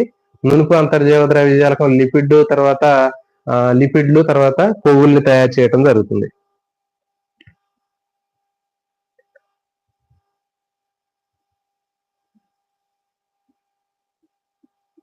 సో ఇది దీనికి సంబంధించినటువంటి ఇన్ఫర్మేషన్ అండి. గరుకు అంతర్జీవ ద్రవ్యజాలకం ప్రోటీన్ తయారు చేసింది. నునుపు అంతర్జీవ ద్రవ్యజాలకం లిపిడ్లు లేదా కొవ్వులు తయారు చేయడం జరుగుతుంది. సో ఈ విధంగా మనకి అంతర్జీవ ద్రవ్యజాలకం అనేది పదార్థాలని వివిధ భాగాలకి రవాణా చేయడానికి ఉపయోగపడుతుంది. గుర్తుపెట్టుకోండి, ఫర్ ఎగ్జాంపుల్ ఇప్పుడు కేంద్రకంలో తయారైనటువంటి భాగాల్ని ఇక్కడ ప్లాస్మా పొర ద్వారా పక్క కణానికి రవాణా చేయడం కానివ్వండి, లేకపోతే ఈ కణంలో ఈ భాగం నుంచి ఇంకో భాగానికి రవాణా చేయడానికి మనకి కణంలో ఒక వలలాగా నెట్వర్క్ లాగా విస్తరించినటువంటి భాగాన్ని అంతర్జీవ ద్రవ్యజాలకం అంటారు. ఇది దీనికి సంబంధించినటువంటిది. దీంట్లో రకాలు, అవి ఏం చేస్తాయి అదే ఇంపార్టెంట్ అండి. గరుకు అంతర్జీవ ద్రవ్యజాలకం ఉంటుంది, నునుపు అంతర్జీవ ద్రవ్యజాలకం ఉంటుంది. గరుకుది ఎందుకు గరుకుగా ఉంటుంది అంటే దాని మీద రైబోజోములు అనే పూసలు లాంటివి ఉంటాయి కాబట్టి గరుకుగా ఉంటుంది. అది ప్రోటీన్లు తయారు చేసింది. నునుపు అంతర్జీవ ద్రవ్యజాలకం ఎందుకు నునుపుగా ఉంటుంది అంటే దాని మీద ఎలాంటి రేణువులు రైబోజోమ్ లేవు కాబట్టి ప్లెయిన్ గా ఉంటుంది. అది స్మూత్ ఎండోప్లాజ్మిక్. గరుకు అంతర్జీవ ద్రవ్యజాలకం ప్రోటీన్లు తయారు చేసింది. నునుపు అంతర్జీవ ద్రవ్యజాలకం లిపిడ్లు, కొవ్వులు తయారు చేసింది. ఇది దీనికి సంబంధించింది. నెక్స్ట్ గాల్గి దేహము. కెమెల్లో గాల్గి అనేటటువంటి శాస్త్రవేత్త 1898 సంవత్సరంలో ఈ గాల్గి ఆపరేటస్ అనే భాగాన్ని కనుక్కోవడం జరిగింది. గుర్తుపెట్టుకోండి, అతను కనుక్కున్నటువంటి శాస్త్రవేత్త పేరు మీద దీనికి ఆ భాగాన్ని పేరు పెట్టడం జరిగింది. అంటే 1898 సంవత్సరంలో గాల్గి అనేటటువంటి శాస్త్రవేత్త కణాలను పరిశీలిస్తుంటే అతనికి కొన్ని గొట్టాలు, బుడగల్లాగా ఉన్నటువంటి నిర్మాణాలని సంచులు, కోశాలు అంటారు. సంచులు, కోశాలలాగా ఉన్నటువంటి నిర్మాణాలని అతను చూడటం జరిగింది. ఈ నిర్మాణాలను ఏమని చెప్పాడంటే గాల్గి సంక్లిష్టం అని చెప్పడం జరిగింది. సో ఇట్లా కొన్ని సంచులు, కోశాలలాగా ఉన్నటువంటి నిర్మాణాలని చూశాడు. కెమెల్లో గాల్గి అనే శాస్త్రవేత్త 1898 సంవత్సరంలో అతను కొన్ని కణాలను పరిశీలించేటప్పుడు కణం లోపల అతనికి ఏం కనిపించాయంటే కొన్ని కోశాలు, బుడగలు, సంచులు లాంటి నిర్మాణాలు కనిపించాయి. సో వీటిని ఏమని చెప్పాడంటే అతని పేరు మీద గాల్గి, కెమెల్లో గాల్గి అని పెట్టాడు కాబట్టి అతని పేరు మీద గాల్జీ సంక్లిష్టం, గాల్గి ఆపరేటస్ అని చెప్పడం జరిగింది. మరి ఈ గాల్గి ఆపరేటస్ లో ముఖ్యంగా ఏముంటాయంటే కుహరాలు, సంచులు, తర్వాత కోశాలు ఉంటాయి. గుర్తుపెట్టుకోండి, కుహరాలు, సంచులు, కోశాలు అనేవి మనకి ఈ విధంగా కనిపిస్తున్నాయి. ఈ విధంగా ఇవి కుహరాలు, సంచులు, కోశాలు దేంట్లో ఉంటాయంటే మనకి గాల్గి సంక్లిష్టంలో ఉంటాయి. మరి ఈ గాల్జీ సంక్లిష్టం ఏం చేసింది అంటే వివిధ పదార్థాలని నిల్వ చేయడానికి ఉపయోగపడుతుంది. అంటే కణంలో తయారైనటువంటి వివిధ పదార్థాలు ఏవైతే ఉన్నాయో ఆ పదార్థాలన్నీ కూడా ఈ సంచులు లాంటి, కోశాలు లాంటి వాటిలో నిల్వ చేయడానికి ఎక్కువగా ఉపయోగపడుతూ ఉంటాయి. సో ఇది దీనికి సంబంధించినటువంటి గాల్గి దేహం అండి. గుర్తుపెట్టుకోండి, గాల్జీ సంక్లిష్టం ఏం చేసింది అంటే నిల్వ చేయడానికి ఉపయోగపడుద్ది. స్రావక క్రియ నిర్వహించేటటువంటి కణాల్లో కూడా ఎక్కువగా ఉంటాయి. ఫర్ ఎగ్జాంపుల్ మనకి గ్రంథులు కానివ్వండి, లాలాజల గ్రంథులు కానివ్వండి, లేకపోతే అంతఃస్రావక గ్రంథులు కానీ వాటిలో ఎక్కువగా ఈ గాల్జీ దేహాలు ఉంటాయి. గుర్తుపెట్టుకోండి, ఏం చేస్తాయంటే స్టోరేజ్. అంటే ఏదైనా ఒక పదార్థం ఒక చోట నుంచి ఇంకో చోటికి రవాణా అవ్వాలి అంటే కొంతకాలం అది ముందుగానే నిల్వ ఉంచడం జరుగుతుంది. సో ఆ విధంగా ఒక స్టోరేజ్ లాగా ఉపయోగపడుతూ ఉంటాయి. పదార్థాలు అనేవి ఒక చోట నుంచి ఇంకో చోటికి రవాణా జరగడానికంటే ముందుగా కొంతకాలం అవి నిల్వ చేయడానికి ఉపయోగపడతాయి. కాబట్టి గాల్జీ సంక్లిష్టం అనేది పదార్థాలని నిల్వ చేయడానికి ఉపయోగపడుతుంది. ఎక్కువగా హార్మోన్లు, తర్వాత ఎంజైమ్లు స్రవించేటటువంటి గ్రంథుల్లో ఎక్కువగా ఉండేవి ఏంటి అంటే లైసోజోములు అనేటటువంటి దాన్ని గుర్తుపెట్టుకోండి. గాల్జీ సంక్లిష్టం అనేది గుర్తుపెట్టుకోండి, చాలా చాలా ఇంపార్టెంట్. తర్వాత లైసోజోములు తీసుకున్నట్లయితే లైసోజోముల్ని ఏమంటారంటే కణ విచ్చిత్తి సంచులు అంటారు. లైసోజోముల్ని కణ విచ్చిత్తి సంచులు, సూసైడల్ బ్యాగ్స్ అంటారు. చాలా చాలా ఇంపార్టెంట్ అండి. కణం లోపల ఉన్నటువంటి కణాంగాల్లో మనకి ఇంకోటి ముఖ్యమైనటువంటిది ఏంటంటే లైసోజోములు. ఇప్పుడు కణం ఈ విధంగా ఉన్నట్లయితే ఈ కణంలో మనకి చిన్న చిన్న రేణువులు లాంటివి ఉంటాయి. పూసల్లాగా ఉన్నటువంటి వాటిని లైసోజోములు అంటారు. ఈ లైసోజోముల కణ విచ్చిత్తి సంచులు, సూసైడల్ బ్యాగ్స్ అని చెప్తూ ఉంటారు. మరి వాటి లోపల ఏముంటాయి అంటే లైసోజైమ్ అనేటటువంటి విచ్చిత్తి కారక పదార్థాలు ఉంటాయి. విచ్ఛిన్న కారక ఎంజైములు ఉంటాయి దాంట్లో. అంటే నాశనం చేసేటటువంటివి ఎంజైమ్స్ ఉంటాయి. విచ్ఛిన్నకరమైనటువంటి ఎంజైములు కలిగి ఉన్నప్పటికీ ఇవి లోపల ఉంటాయి. ఇవి అయితే శాస్త్రవేత్తలకి కణం లోపల కణాన్ని విచ్ఛిన్నం చేసే, నాశనం చేసేటటువంటి ఎంజైములు కణంలో ఉన్నప్పటికీ మరి కణం ఎందుకు నాశనం అయిపోవట్లేదు అనేటటువంటి విషయాన్ని శాస్త్రవేత్తలు చాలా కాలం వాళ్ళకి అర్థం కాలేదు. తర్వాత ఏం జరిగింది అంటే ఏం తెలుసుకున్నారంటే కణంలో ఏదైనా విచ్ఛిన్నం కావాల్సినటువంటి పదార్థం ఉంటుందో ఆ విచ్ఛిన్నం కావాల్సినటువంటి, నాశనం కావాల్సినటువంటి పదార్థం అనేది ఈ లైసోజైముల దగ్గరకు వచ్చినప్పుడు ఇవి పగిలిపోతాయండి. ఇవి పగిలిపోయి దీంట్లో ఉన్నటువంటి లైసోజైమ్ అనేటటువంటి ఎంజైమ్ బయటకు వచ్చి ఆ పదార్థాన్ని విచ్ఛిన్నం చేయటం లేదా నాశనం చేయటం జరుగుతుంది. సో ఇది దీంట్లో జరిగేటటువంటి ప్రాసెస్. అందుకే ఏం చెప్తున్నారంటే లైసోజోముల్ని సూసైడల్ బ్యాగ్స్ అంటారు. కణ విచ్చిత్తి సంచులు లేకపోతే ఆత్మహత్య సంచులు అంటారు. చాలా చాలా ఇంపార్టెంట్ అండి. కణంలో ఏ భాగాల్ని కణ విచ్చిత్తి సంచులు లేదా ఆత్మహత్య సంచులు, ఆత్మహత్య కోశాలు, సూసైడల్ బ్యాగ్స్ అని పిలుస్తారంటే లైసోజోమ్స్ అంటారు. ఆ లైసోజోమ్స్ అనేటటువంటి ఈ భాగాలు. దాంట్లో ఉండే ఎంజైమ్ ఏది అంటే లైసోజైమ్ అనేటటువంటి విచ్ఛిన్నకరమైనటువంటి ఎంజైమ్ అనేది ఉంటుంది. కణంలో ఏ పదార్థం అయితే నాశనం అవ్వాలో ఆ నాశనం అవ్వాల్సినటువంటి పదార్థం అనేది ఈ లైసోజోమ్స్ దగ్గరకు వచ్చినప్పుడు ఈ బుడగలాగా ఉన్న లైసోజోమ్ పగిలిపోయి దాంట్లో ఉన్నటువంటి ఎంజైమ్ బయటకు వచ్చి దాన్ని డైజెస్ట్ చేసి మొత్తం నాశనం చేయడం జరుగుతుంది. ఇది తర్వాత మైటోకాండ్రియా తీసుకున్నట్లయితే మరి మైటోకాండ్రియాను మనం పరిశీలించాలి అంటే మనకి కావాల్సినటువంటిది ఏంటి అంటే ఉల్లి పొరలో ఉన్నటువంటి కణాలను మనం మైటోకాండ్రియాలో అబ్జర్వ్ చేయడానికి మనం ఏం చేసాం, ఒక ఉల్లి పొరను తీసుకొని దాని పలసని పొరను తీసుకొని ఒక బేకర్ లో వేసేసి దాన్ని ఏం చేస్తాం, దాంట్లో జానస్ గ్రీన్ బి అనేటటువంటి ద్రావణాన్ని ఒక 2 చుక్కలు వేయాలి. అర్థమవుతుంది కదా. ఇప్పుడు మనం మైటోకాండ్రియాని అబ్జర్వ్ చేయాలి అంటే మనం ఉపయోగించాల్సినటువంటి రంజకం ఏది అంటే జానస్ గ్రీన్ బి. చాలా చాలా ఇంపార్టెంట్ అండి. మైటోకాండ్రియాని పరిశీలించడానికి ఉపయోగించేటటువంటి ఇండికేటర్ ఏది అంటే జానస్ గ్రీన్ బి. ఇది ఖచ్చితంగా ఎట్లాంటివి అడుగుతాడంటే జానస్ గ్రీన్ బి అనేది కావాలి. ఉల్లి పొరను మనం మామూలుగా జనరల్ గా ఏం చేస్తాం, ఒక ఉల్లి పొరను తీసుకొని పలసని పొర తీసుకొని స్లైడ్ మీద పెట్టి మైక్రోస్కోప్ లో చూస్తాం. ఒక చుక్క వాటర్ వేసి ఒక చుక్క గ్లిజరిన్ వేసి మైక్రోస్కోప్ లో చూస్తే మనకి ఆ ఉల్లి పొరలో ఉన్నటువంటి కణాలు మాత్రమే కనిపిస్తాయి. కానీ కేంద్రకం కనిపించాలి అంటే ఏం చేయాలంటే జానస్ గ్రీన్ బి అనే దాన్ని వేయాలి. ఆ జానస్ గ్రీన్ బి వేసినప్పుడు మాత్రమే మనకి ఆ కేంద్రకం అనేది మైటోకాండ్రియా అనేది కనిపించడం జరుగుతుంది.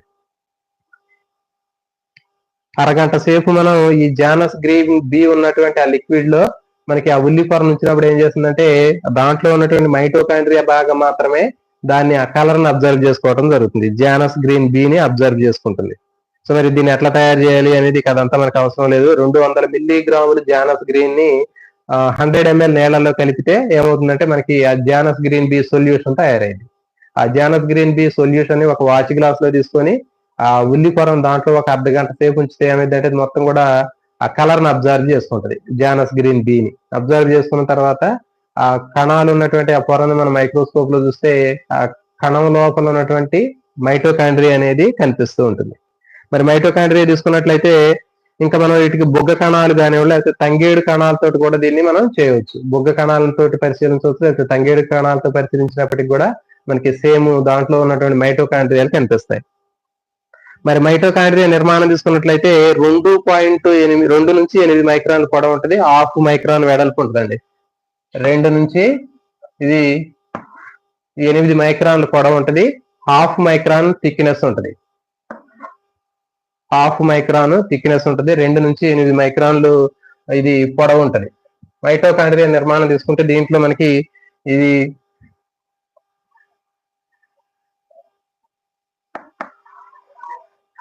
దీంట్లో 2 పొరలు అనేవి కనిపిస్తూ ఉంటాయండి. దాదాపు కణంలో 100 నుంచి 150 మైటోకాండ్రియాలు అనేవి ఉంటాయి. గుర్తుపెట్టుకోండి, కేంద్రకం కంటే మైటోకాండ్రియా 150 రెట్లు చిన్నగా ఉంటది. అంటే కేంద్రకం చాలా పెద్దగా కనిపించింది అని చెప్పినాం. కణంలో కనిపించేటటువంటి భాగాల్లో అతి పెద్దగా కనిపించేది కేంద్రకం అని చెప్పినాం. ఆ కేంద్రకం అనేది ఎంత పెద్దగా ఉంటుందంటే మైటోకాండ్రియా కంటే 150 రెట్లు పెద్దగా ఉంటుంది. మైటోకాండ్రియా కేంద్రకం కంటే 150 రెట్లు చిన్నగా కనిపిస్తూ ఉంటుంది. ఒక్కొక్క కణంలో ఎన్ని ఉంటాయంటే మైటోకాండ్రియాలు 100 నుంచి 150 మైటోకాండ్రియాలు ఉంటాయి. పొడవు 2 నుంచి 8 మైక్రాన్ పొడవు ఉంటుంది, 0.5 మైక్రాన్ థిక్నెస్ అనేది ఉంటుంది.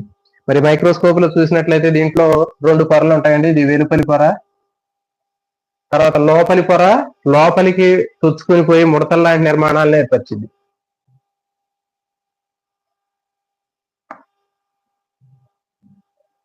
వీటిని క్రిస్టే అంటారు. ఈ విధంగా మనకి మైటోకాండ్రియాలో 2 పొరలు ఉంటాయి, వెలుపలి పొర లోపలి పొర. వెలుపలి పొర నునుపుగా ఉంటుంది, తర్వాత లోపలి పొర ఏమవుతుందంటే ముడత వేళ్ళు లాంటి నిర్మాణాలను ఏర్పరిచింది లోపలికి ఫోల్డ్ అయ్యి. ఆ వేళ్లలాగా ఉన్నటువంటి నిర్మాణాన్ని క్రిస్టే అంటారు. గుర్తుపెట్టుకోండి, క్రిస్టే అంటారు. వేళ్ళులాగా ఉన్నటువంటి నిర్మాణాన్ని క్రిస్టే అంటారు. క్రిస్టే మధ్యలో ఉన్నటువంటి ఆ పదార్థాన్ని మాత్రిక లేదా మ్యాట్రిక్స్ అంటారు. ఇదంతా కూడా మాత్రిక. సో ఇవి కడ్డీలాగా మనకి కనిపించేటటువంటి నిర్మాణాలు, గుండ్రంగా గాని పొడవుగా గాని కడ్డీ ఆకారంలో కనిపించేటటువంటివి మైటోకాండ్రియాలు. గుండ్రంగా ఉంటాయి, పొడవుగా ఉంటాయి, కడ్డీ ఆకారంలో ఉంటాయి. 2 నుంచి 8 మైక్రాన్లు పొడవు ఉంటాయి, 0.5 మైక్రాన్లు వ్యాసాన్ని కలిగి ఉంటాయి. దీంట్లో 2 పొరలు ఉంటాయి. వెలుపలి పొర నునుపుగా ఉంటుంది, లోపలి పొర ముడతలు పడి వేళ్ల లాంటి నిర్మాణాన్ని కలిగి ఉంటుంది. వీటిని క్రిస్టే అంటారు. ఈ క్రిస్టే లోపల ఉన్నటువంటి ఆ ద్రవ పదార్థాన్ని మాత్రిక అంటారు. మరి మైటోకాండ్రియా ఏం చేస్తుంది అంటే కణ శ్వాసక్రియలో పార్టిసిపేట్ చేసింది. కణ శ్వాసక్రియ అనేది మైటోకాండ్రియాలో జరుగుతుంది. ఆ మైటోకాండ్రియాల కణ శ్వాసక్రియ జరగటం వల్ల శక్తి విడుదల అవుతుంది. శక్తిని ఉత్పత్తి చేయటం, శక్తిని నిల్వ చేసేటటువంటి కణాంగం ఏది అంటే మైటోకాండ్రియా. మైటోకాండ్రియాల శక్తి అనేది ఏ రూపంలో నిల్వ ఉంటుందంటే ఏటీపీ రూపంలో నిల్వ ఉంటుంది. చాలా చాలా ఇంపార్టెంట్ అండి. ఏటీపీ అంటే ఎడినోసిన్ ట్రైఫాస్ఫేట్. ఏటీపీ పూర్తి పేరు అంటే ఎడినోసిన్ ట్రైఫాస్ఫేట్ అంటారు. కాబట్టి మైటోకాండ్రియాలో కణ శ్వాసక్రియ జరగటం వల్ల శక్తి తయారవడంతో పాటు ఆ శక్తిని నిల్వ చేస్తుంది. అందుకని మైటోకాండ్రియా ఏమంటారంటే కణ శక్త్యాగారము, power house of the cell అంటారు. Important. Power house of the cell అనేటటువంటి భాగం ఏది అంటే కణ శక్త్యాగారాన్ని పిలుస్తారు. ఆత్మహత్యా సంచులు, సూసైడల్ బేగ్స్ అనేటటువంటి వీటిని దేని పిలుస్తారంటే లైసోజోమ్స్ ని పిలుస్తారు. సో ఇది దీనికి సంబంధించినటువంటి ఇన్ఫర్మేషన్ అండి. వేలలాగా ఉన్నటువంటి నిర్మాణాన్ని మనం క్రిస్టే అంటారని చెప్పాము. ఈ లోపల మధ్యలో ఉండేటటువంటి ఫ్లూయిడ్ లాగా ఉన్నటువంటి దాన్ని మ్యాట్రిక్స్ లేదా మ్యాట్రిక్ అంటారు. నెక్స్ట్ రైబోజోమ్లు. రైబోజోమ్లు తీసుకున్నట్టయితే కణంలో మనకి కనిపించేటటువంటి చిన్న చిన్న పూసల్లాగా ఉండేటటువంటి నిర్మాణాన్ని రైబోజోమ్లు అంటారు. ఇప్పుడు కణం తీసుకున్నట్లయితే ఈ కణంలో మనకి అక్కడక్కడ చిన్న చిన్న రేణువుల్లాగా ఉండేటటువంటి వాటిని రైబోజోమ్లు అంటారు. ఇది దేంతో తయారవుతుంది అంటే రైబోజోమ్లు ఆర్ఎన్ఏ మరియు ప్రోటీన్ తోటి తయారవుతుంది. రైబోజోమ్లు దేంతో తయారవుతాయి అంటే ఆర్ఎన్ఏ మరియు ప్రోటీన్ తోటి తయారవుతాయి. ఇది మెయిన్ గా దీంట్లో ప్రోటీన్ సంశ్లేషణ అనేది జరుగుతుంది. ఇవి ప్రోటీన్లు తయారు చేస్తారు. రైబోజోమ్స్ అనేవి ప్రోటీన్లని తయారు చేయడం జరుగుతుంది. మరి ఈ రైబోజోమ్లు అనేవి రెండు రకాలుగా ఉంటాయంటే 70S 80S. ఇది ఇంపార్టెంట్. 70S రకానికి చెందినటువంటి రైబోజోమ్లు ఉంటాయి. 80S రకానికి చెందినటువంటి రైబోజోమ్లు అనేవి ఉంటాయి. రైబోజోమ్లు దేంతో తయారైంది అంటే ఆర్ఎన్ఏ మరియు ప్రోటీన్ తోటి తయారైతాయి. గుర్తుపెట్టుకోండి, రైబోజోమ్లు దేంతో తయారైతాయి అంటే ఆర్ఎన్ఏ ప్రోటీన్ తోటి, రైబో న్యూక్లిక్ యాసిడ్ తోటి రైబోజోమ్లు తయారవుతాయి. తర్వాత అవి ఏం చేస్తాయి, దీంట్లో రకాలు ఏంటి అంటే 70S 80S అనే రెండు రకాలు ఉంటాయి. ఇవి ప్రోటీన్లను తయారు చేస్తాయి. మరి రైబోజోమ్లు ఎక్కడ ఉంటాయంటే చెప్పాం మనం, జీవ పదార్థంలో సైటోప్లాజంలో ఉంటాయి, విడిగా ఉంటాయి, స్వేచ్ఛగా ఉంటాయి. లేకపోతే అంతర్జీవ ద్రవ్యజాలకం ఉపరితలం మీద కూడా ఉంటాయి. ఇంతకుముందు చెప్పాం మనం అంతర్జీవ ద్రవ్యజాలకంలో రెండు రకాలు ఉంటాయి. ఒకటి నునుపు, ఒకటి గరుకు అని చెప్పినాం. నునుపు అంతర్జీవ ద్రవ్యజాలకం ఏదైతే ఉందో దాని మీద రైబోజోములు లేవు కాబట్టి నునుపుగా ఉంది. మరి గరుకు అంతర్జీవ ద్రవ్యజాలకం దాని మీద రైబోజోములు ఉన్నాయి కాబట్టి అది ఎట్లా ఉంటుందంటే చూడడానికి గరుకుగా ఉంటుంది. కాబట్టి ఆ రైబోజోములే ఇవి. కాబట్టి రైబోజోములని కొన్ని స్వేచ్ఛగా జీవ పదార్థాలు ఉంటాయి, మరికొన్ని అంతర్జీవ ద్రవ్యజాలకం మీద అతుక్కొని కనిపిస్తూ ఉంటాయి. నెక్స్ట్ ప్లాస్టిడ్లు, హరిత రేణువులు. మరి హరిత రేణువుల్ని ఇది కేవలం వృక్ష కణాల్లో మాత్రమే కనిపించేటటువంటి కణాంగాలండి. కేవలం వృక్ష కణాల్లోనే కనిపించేటటువంటివి ఏవి అంటే హరిత రేణువులు. హరిత రేణువులు తీసుకున్నట్లయితే మరి రియో పత్రాన్ని మనం పలసని పొర తీసుకొని స్లైడ్ మీద పెట్టి ఒక 2 చుక్కలు వాటర్ వేసి గ్లిజరిన్ వేసి మైక్రోస్కోప్ లో చూస్తే మనకి హరిత రేణువులు అనేవి కనిపించడం జరుగుతుంది. మరి ఇంకా నీటి కుంటలో ఉన్నటువంటి ఆ పచ్చగా కనపడేటటువంటి దారపోగుల లాంటి నిర్మాణాలు మనం తీసుకొని చూసినప్పటికీ కూడా దాంట్లో మనకి కొన్ని ఇలాంటి నిర్మాణాలు కనిపిస్తూ ఉంటాయి, ప్లాస్టిడ్లు. మరి మొక్కల్లో ఉండేటటువంటి ప్లాస్టిడ్లు అనేటటువంటివి హరిత రేణువులు ఏ ఆకారాల్లో ఉంటాయంటే చూడండి, సర్పిల్ ఆకారంలో ఉంటాయి కొన్నింటిలో, కొన్ని నిచ్చెన ఆకారంలో ఉంటాయి, కొన్ని కొన్నింటిలో నక్షత్రం ఆకారంలో ఉంటాయి. నక్షత్రం ఆకారంలో కొన్ని ఉంటాయి హరిత రేణువులు, కొన్ని సర్పిల్ ఆకారంలో ఉంటాయి, కొన్ని నిచ్చెన ఆకారంలో కూడా కనిపిస్తూ ఉంటాయి. మనకి స్పైరోగైరా తీసుకున్నట్లయితే స్పైరోగైరాలో నిచ్చెన ఆకారంలో ఉన్నటువంటి క్లోరోప్లాస్ట్లు అనేవి కనిపిస్తుంటాయి. కొన్ని సర్పిల్ ఆకారంలో ఉంటాయి, తర్వాత కొన్ని నిచ్చెన ఆకారంలో ఉంటాయి, కొన్ని నక్షత్రం ఆకారంలో కూడా ఉంటాయి. మరి మైటోకాండ్రియాలు తీసుకున్నట్లయితే ఈ క్లోరోప్లాస్ట్లు తీసుకున్నట్లయితే దీంట్లో ప్లాస్టిడ్లు అని చెప్పాం కదా, ప్లాస్టిడ్లు అనేవి 3 రకాలుగా ఉంటాయండి. ఓవరాల్ గా ప్లాస్టిడ్లలో క్లోరోప్లాస్ట్ అనేది ఒక రకం. నేను గుర్తుపెట్టుకుంటే ప్లాస్టిడ్లు అనేవి 3 రకాలుగా ఉంటాయి. ఫస్ట్ ఏంటి అంటే ల్యూకోప్లాస్ట్, తెల్లగా ఉన్నటువంటి వాటిని ల్యూకోప్లాస్ట్లు అంటారు. వర్ణరహితంగా గానీ తెల్లగా ఉండే వాటిని ల్యూకోప్లాస్ట్లు అంటారు. తర్వాత ఆకుపచ్చగా ఉండేటి వాటిని క్లోరోప్లాస్ట్లు అంటారు.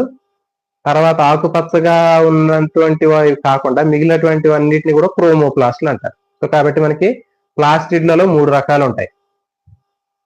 వర్ణరహితమైనటువంటివి, తెలుపుగా ఉండేటటువంటివి ల్యూకోప్లాస్ట్లు. దాని తర్వాత ఆకుపచ్చగా ఉండే వాటిని మాత్రమే క్లోరోప్లాస్ట్లు అంటారు, హరిత రేణువులు. తర్వాత ఆ హరిత రేణువులు కాకుండా, ఆకుపచ్చ రంగు కాకుండా, ఆ తెలుపు రంగు కాకుండా మిగిలినటువంటి అన్నిటిని కూడా క్రోమోప్లాస్ట్లు అంటారు. సో కాబట్టి ఈ విధంగా మనకి ప్లాస్టిడ్లు అనేవి 3 రకాలుగా ఉంటాయి. మరి ఈ క్లోరోప్లాస్ట్ నిర్మాణం తీసుకున్నట్లయితే మనకి ఆల్రెడీ గతంలో కూడా నేర్చుకోవడం జరిగింది. క్లోరోప్లాస్ట్ హరిత రేణువులు మనకి ఇది డిస్క్ ఆకారంలో ఉంటాయి. దీంట్లో 2 పొరలు ఉంటాయని చెప్పాము. దీంట్లో మనకి గ్రానా థైలకాయిడ్స్ అనేవి ఉంటాయని చెప్పాము. పొరలు లాగా ఉన్నటువంటి గ్రానా థైలకాయిడ్స్. ఆ గ్రానా థైలకాయిడ్స్ మధ్యలో ఉండేటటువంటి మొత్తం కూడా స్ట్రోమా అని చెప్పాము. గ్రానా థైలకాయిడ్స్ మధ్యలో స్ట్రోమా ఉంటుందని చెప్పాము. నెక్స్ట్ మరి గ్రానా థైలకాయిడ్స్ లో కాంతి చర్యలు జరుగుతాయని చెప్పాము. స్ట్రోమాలో నిష్కాంతి చర్యలు జరుగుతాయని చెప్పాము. అంటే ఏంటి, హరిత రేణువు లేదా క్లోరోప్లాస్ట్ అనేది కిరణజన్య సంయోగక్రియ నిర్వహించడంలో ప్రధానమైనటువంటి పాత్ర అనేది వహించడం జరుగుతుంది. హరిత రేణువు అనేది కిరణజన్య సంయోగక్రియ అనేది మన అందరికి కూడా తెలుసు. దాంట్లో కాంతి చర్యలు నిష్కాంతి చర్యలు ఉంటాయని తెలుసు. కాంతి చర్యలు అనేవి ఎక్కడ జరుగుతాయి అంటే గ్రానా థైలకాయిడ్స్ లో జరుగుతాయి, ఇంపార్టెంట్. నెక్స్ట్ నిష్కాంతి చర్యలు స్ట్రోమాలో జరుగుతాయి.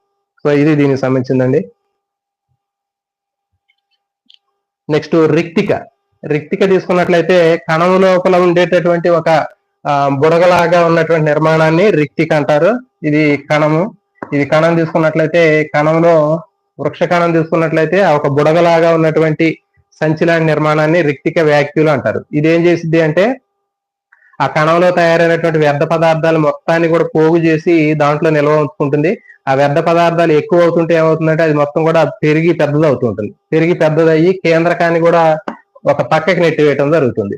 సో అందుకే గుర్తుపెట్టుకోండి, వృక్ష కణంలో సెంటర్ లో ఉండాల్సినటువంటి న్యూక్లియస్ కేంద్రకం అనేది ఒక పక్కకి ఎందుకు జరిగిద్ది అంటే ఆ రిక్తిక ఏదైతే ఉందో వ్యాక్యూలు ఆ వ్యర్థ పదార్థాలు మొత్తాన్ని పోగు చేసుకుని అది బెలూన్ లాగా ఉబ్బిపోయి కేంద్రకాన్ని ఒక పక్కకి నెట్టిద్ది. అదే జంతు కణంలో అయితే రిక్తిక అనేది చిన్నగా ఉంటుంది, గుర్తుపెట్టుకోండి. జంతు కణంలో చిన్నగా ఉంటది. ఇది వ్యర్థ పదార్థాలు మొత్తాన్ని పోగు చేసి అది స్టోర్ చేసి బయటికి పంపించడం జరుగుతుంది. ఇది దీనికి సంబంధించింది. నెక్స్ట్ కణాలు, చివరి టాపిక్ అండి. మరి కణాలు అనేవి పొడవు వెడల్పులు మాత్రమే కనిపిస్తూ ఉంటాయి. జనరల్ గా చూడండి, మనకి కణం తీసుకున్నట్లయితే కణానికి పొడవు వెడల్పు 2 డైమెన్షన్ మాత్రమే ఉంటుంది. అంటే ఒక కణం ఎంత పొడవు ఉంది ఎంత వెడల్పు ఉంది అనేటటువంటి విషయం మాత్రమే మనకి అర్థమవుతుంది, కానీ దాని యొక్క థిక్నెస్ మందం అనేది మనకి తెలియదు పిక్చర్ లో. కానీ శాస్త్రవేత్తలు ఏం చేశారంటే కొన్ని కాంతి కిరణాన్ని కొంత కోణంలో యాంగిల్లో ఆ కణాల మీద పంపించినప్పుడు దాని యొక్క థిక్నెస్ ని కూడా వాళ్ళు కనుక్కోవడం జరిగింది. తర్వాత కణాలు ఎక్కడి నుంచి వస్తాయి, చివరి టాపిక్ అండి. కణాలన్నీ కూడా ఎక్కడి నుంచి వస్తాయి ఏంటి అనేటటువంటి విషయాన్ని మనం పరిశీలించినట్లయితే ఈ కణాలన్నీ కూడా ఎక్కడి నుంచి వస్తున్నాయి ఏంటి అని చెప్పడానికి కణ సిద్ధాంతాన్ని 2 శాస్త్రవేత్తలు ప్రతిపాదించడం జరిగింది. స్లీడన్ స్వాన్, గుర్తుపెట్టుకోండి. స్లీడన్ స్వాన్ అనేటటువంటి 2 శాస్త్రవేత్తలు కణ సిద్ధాంతాన్ని ప్రతిపాదించడం జరిగింది. స్లీడన్ స్వాన్ జంతు శాస్త్రవేత్త, స్లీడన్ వృక్ష శాస్త్రవేత్త. థియోడార్ స్లీడన్, తర్వాత ఇంకా సంథింగ్ ఉంటాయి, మనకి అయినా అవసరం లేదు. స్లీడన్ స్వాన్, ఈ 2 పేర్లు గుర్తుపెట్టుకోండి. స్లీడన్ వృక్ష శాస్త్రవేత్త, స్వాన్ జంతు శాస్త్రవేత్త. మరి ఎట్లా గుర్తుపెట్టుకోవచ్చు అంటే స్వాన్ అని అంటే మనకి హంస అని అంటారు కదా, అది జంతువు కాబట్టి జంతువులాగా గుర్తుపెట్టుకోండి. స్లీడన్ వృక్ష శాస్త్రవేత్త, స్వాన్ జంతు శాస్త్రవేత్త. వీళ్ళిద్దరు ఏం చెప్పారు అంటే అన్ని జీవరాశులు కూడా కణాలతోటి వాటి యొక్క ఉత్పన్నాలతోటి తయారవుతాయనే విషయాన్ని చెప్పడం జరిగింది. తర్వాత కణాలన్నీ కూడా అంతకు ముందు ఉన్నటువంటి కణాల నుంచే వస్తాయి అని చెప్పడం జరిగింది. సో స్లీడన్ స్వాన్లు కణ సిద్ధాంతాన్ని రూపొందించి కణాలన్నీ కూడా అంతకు ముందు ఉన్నటువంటి కణాల నుంచే వస్తాయి అని చెప్పారు. కణాలు అనేవి జీవరాశులన్నీ కూడా కణాలు వాటి యొక్క ఉత్పన్నాలతో తయారవుతాయి. తర్వాత ప్రతి ఒక్క కణము కూడా దానికంటే ముందున్నటువంటి కణం నుంచి వస్తుంది అనేటటువంటి విషయాన్ని చెప్పడం జరిగింది. మరి ఆ కణం ఎట్లా వస్తుంది అనేటటువంటి విషయాన్ని వీళ్ళిద్దరు చెప్పలేకపోయారు, స్లీడన్ స్వాన్లు. తర్వాత ఈ విషయాన్ని ఎవరు చెప్పారు అంటే రొడాల్ఫ్ విర్కోవ్ చెప్పాడు. చాలా చాలా ఇంపార్టెంట్ అండి. రొడాల్ఫ్ విర్కోవ్ అనేటటువంటి శాస్త్రవేత్త ఏం చెప్పాడంటే కణాలన్నీ కూడా కణ విభజన ద్వారా కొత్త కణాలను ఏర్పరుస్తాయి అనే విషయాన్ని చెప్పడం జరిగింది. సో కాబట్టి కణాలు అనేవి కణ విభజన ద్వారా కొత్త కణాలను ఏర్పరుస్తాయి అనేటటువంటి విషయాన్ని చెప్పింది ఎవరు అంటే రొడాల్ఫ్ విర్కోవ్. సో కాబట్టి ఫైనల్ గా ఇప్పుడు ఈ కణ సిద్ధాంతంలో మనకి ఏంటి అంటే కణాలన్నీ కూడా జీవులన్నీ కూడా కణాలు వాటి యొక్క ఉత్పన్నాలతో తయారవుతాయి. కణాలన్నీ కూడా అంతకు ముందు ఉన్నటువంటి కణాల నుంచి ఏర్పడతాయి. ఆ కణాలు అనేవి కణ విభజన ద్వారా వస్తాయి అనేటటువంటి విషయాన్ని మనకి ఈ కణ సిద్ధాంతం ద్వారా నేర్చుకోవటం జరుగుతుంది.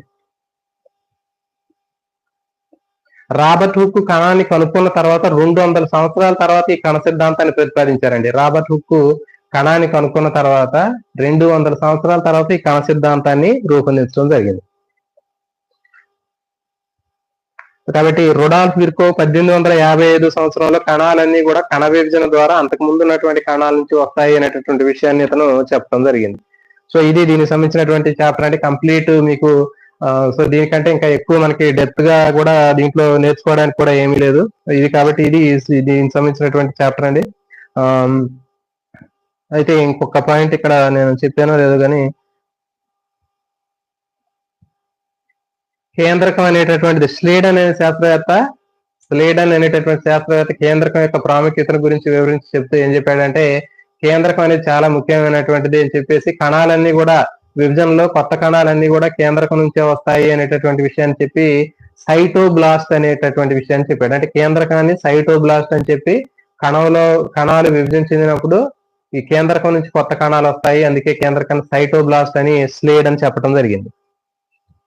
సో ఇది చాప్టర్ సంబంధించిందండి. తర్వాత ఈవినింగ్ ఈ రోజు మళ్ళీ సాయంత్రం మీకు దీనికి సంబంధించినటువంటి ఇంటర్మీడియట్ సెకండ్ ఇయర్ లో ఉన్నటువంటి కణానికి సంబంధించినటువంటి కణ నిర్మాణాన్ని ఆ చాప్టర్ మొత్తం కూడా మనం డిస్కస్ చేసుకుంటే ఇంకా ఈజీగా ఉంటుందండి. అందరికి కూడా ఎవరైతే ఛానల్ చూస్తున్న ఛానల్ ని సబ్స్క్రైబ్ చేయండి, అదేవిధంగా వీడియోని లైక్ చేయండి, మీ ఫ్రెండ్స్ కి షేర్ చేయండి. జై హింద్.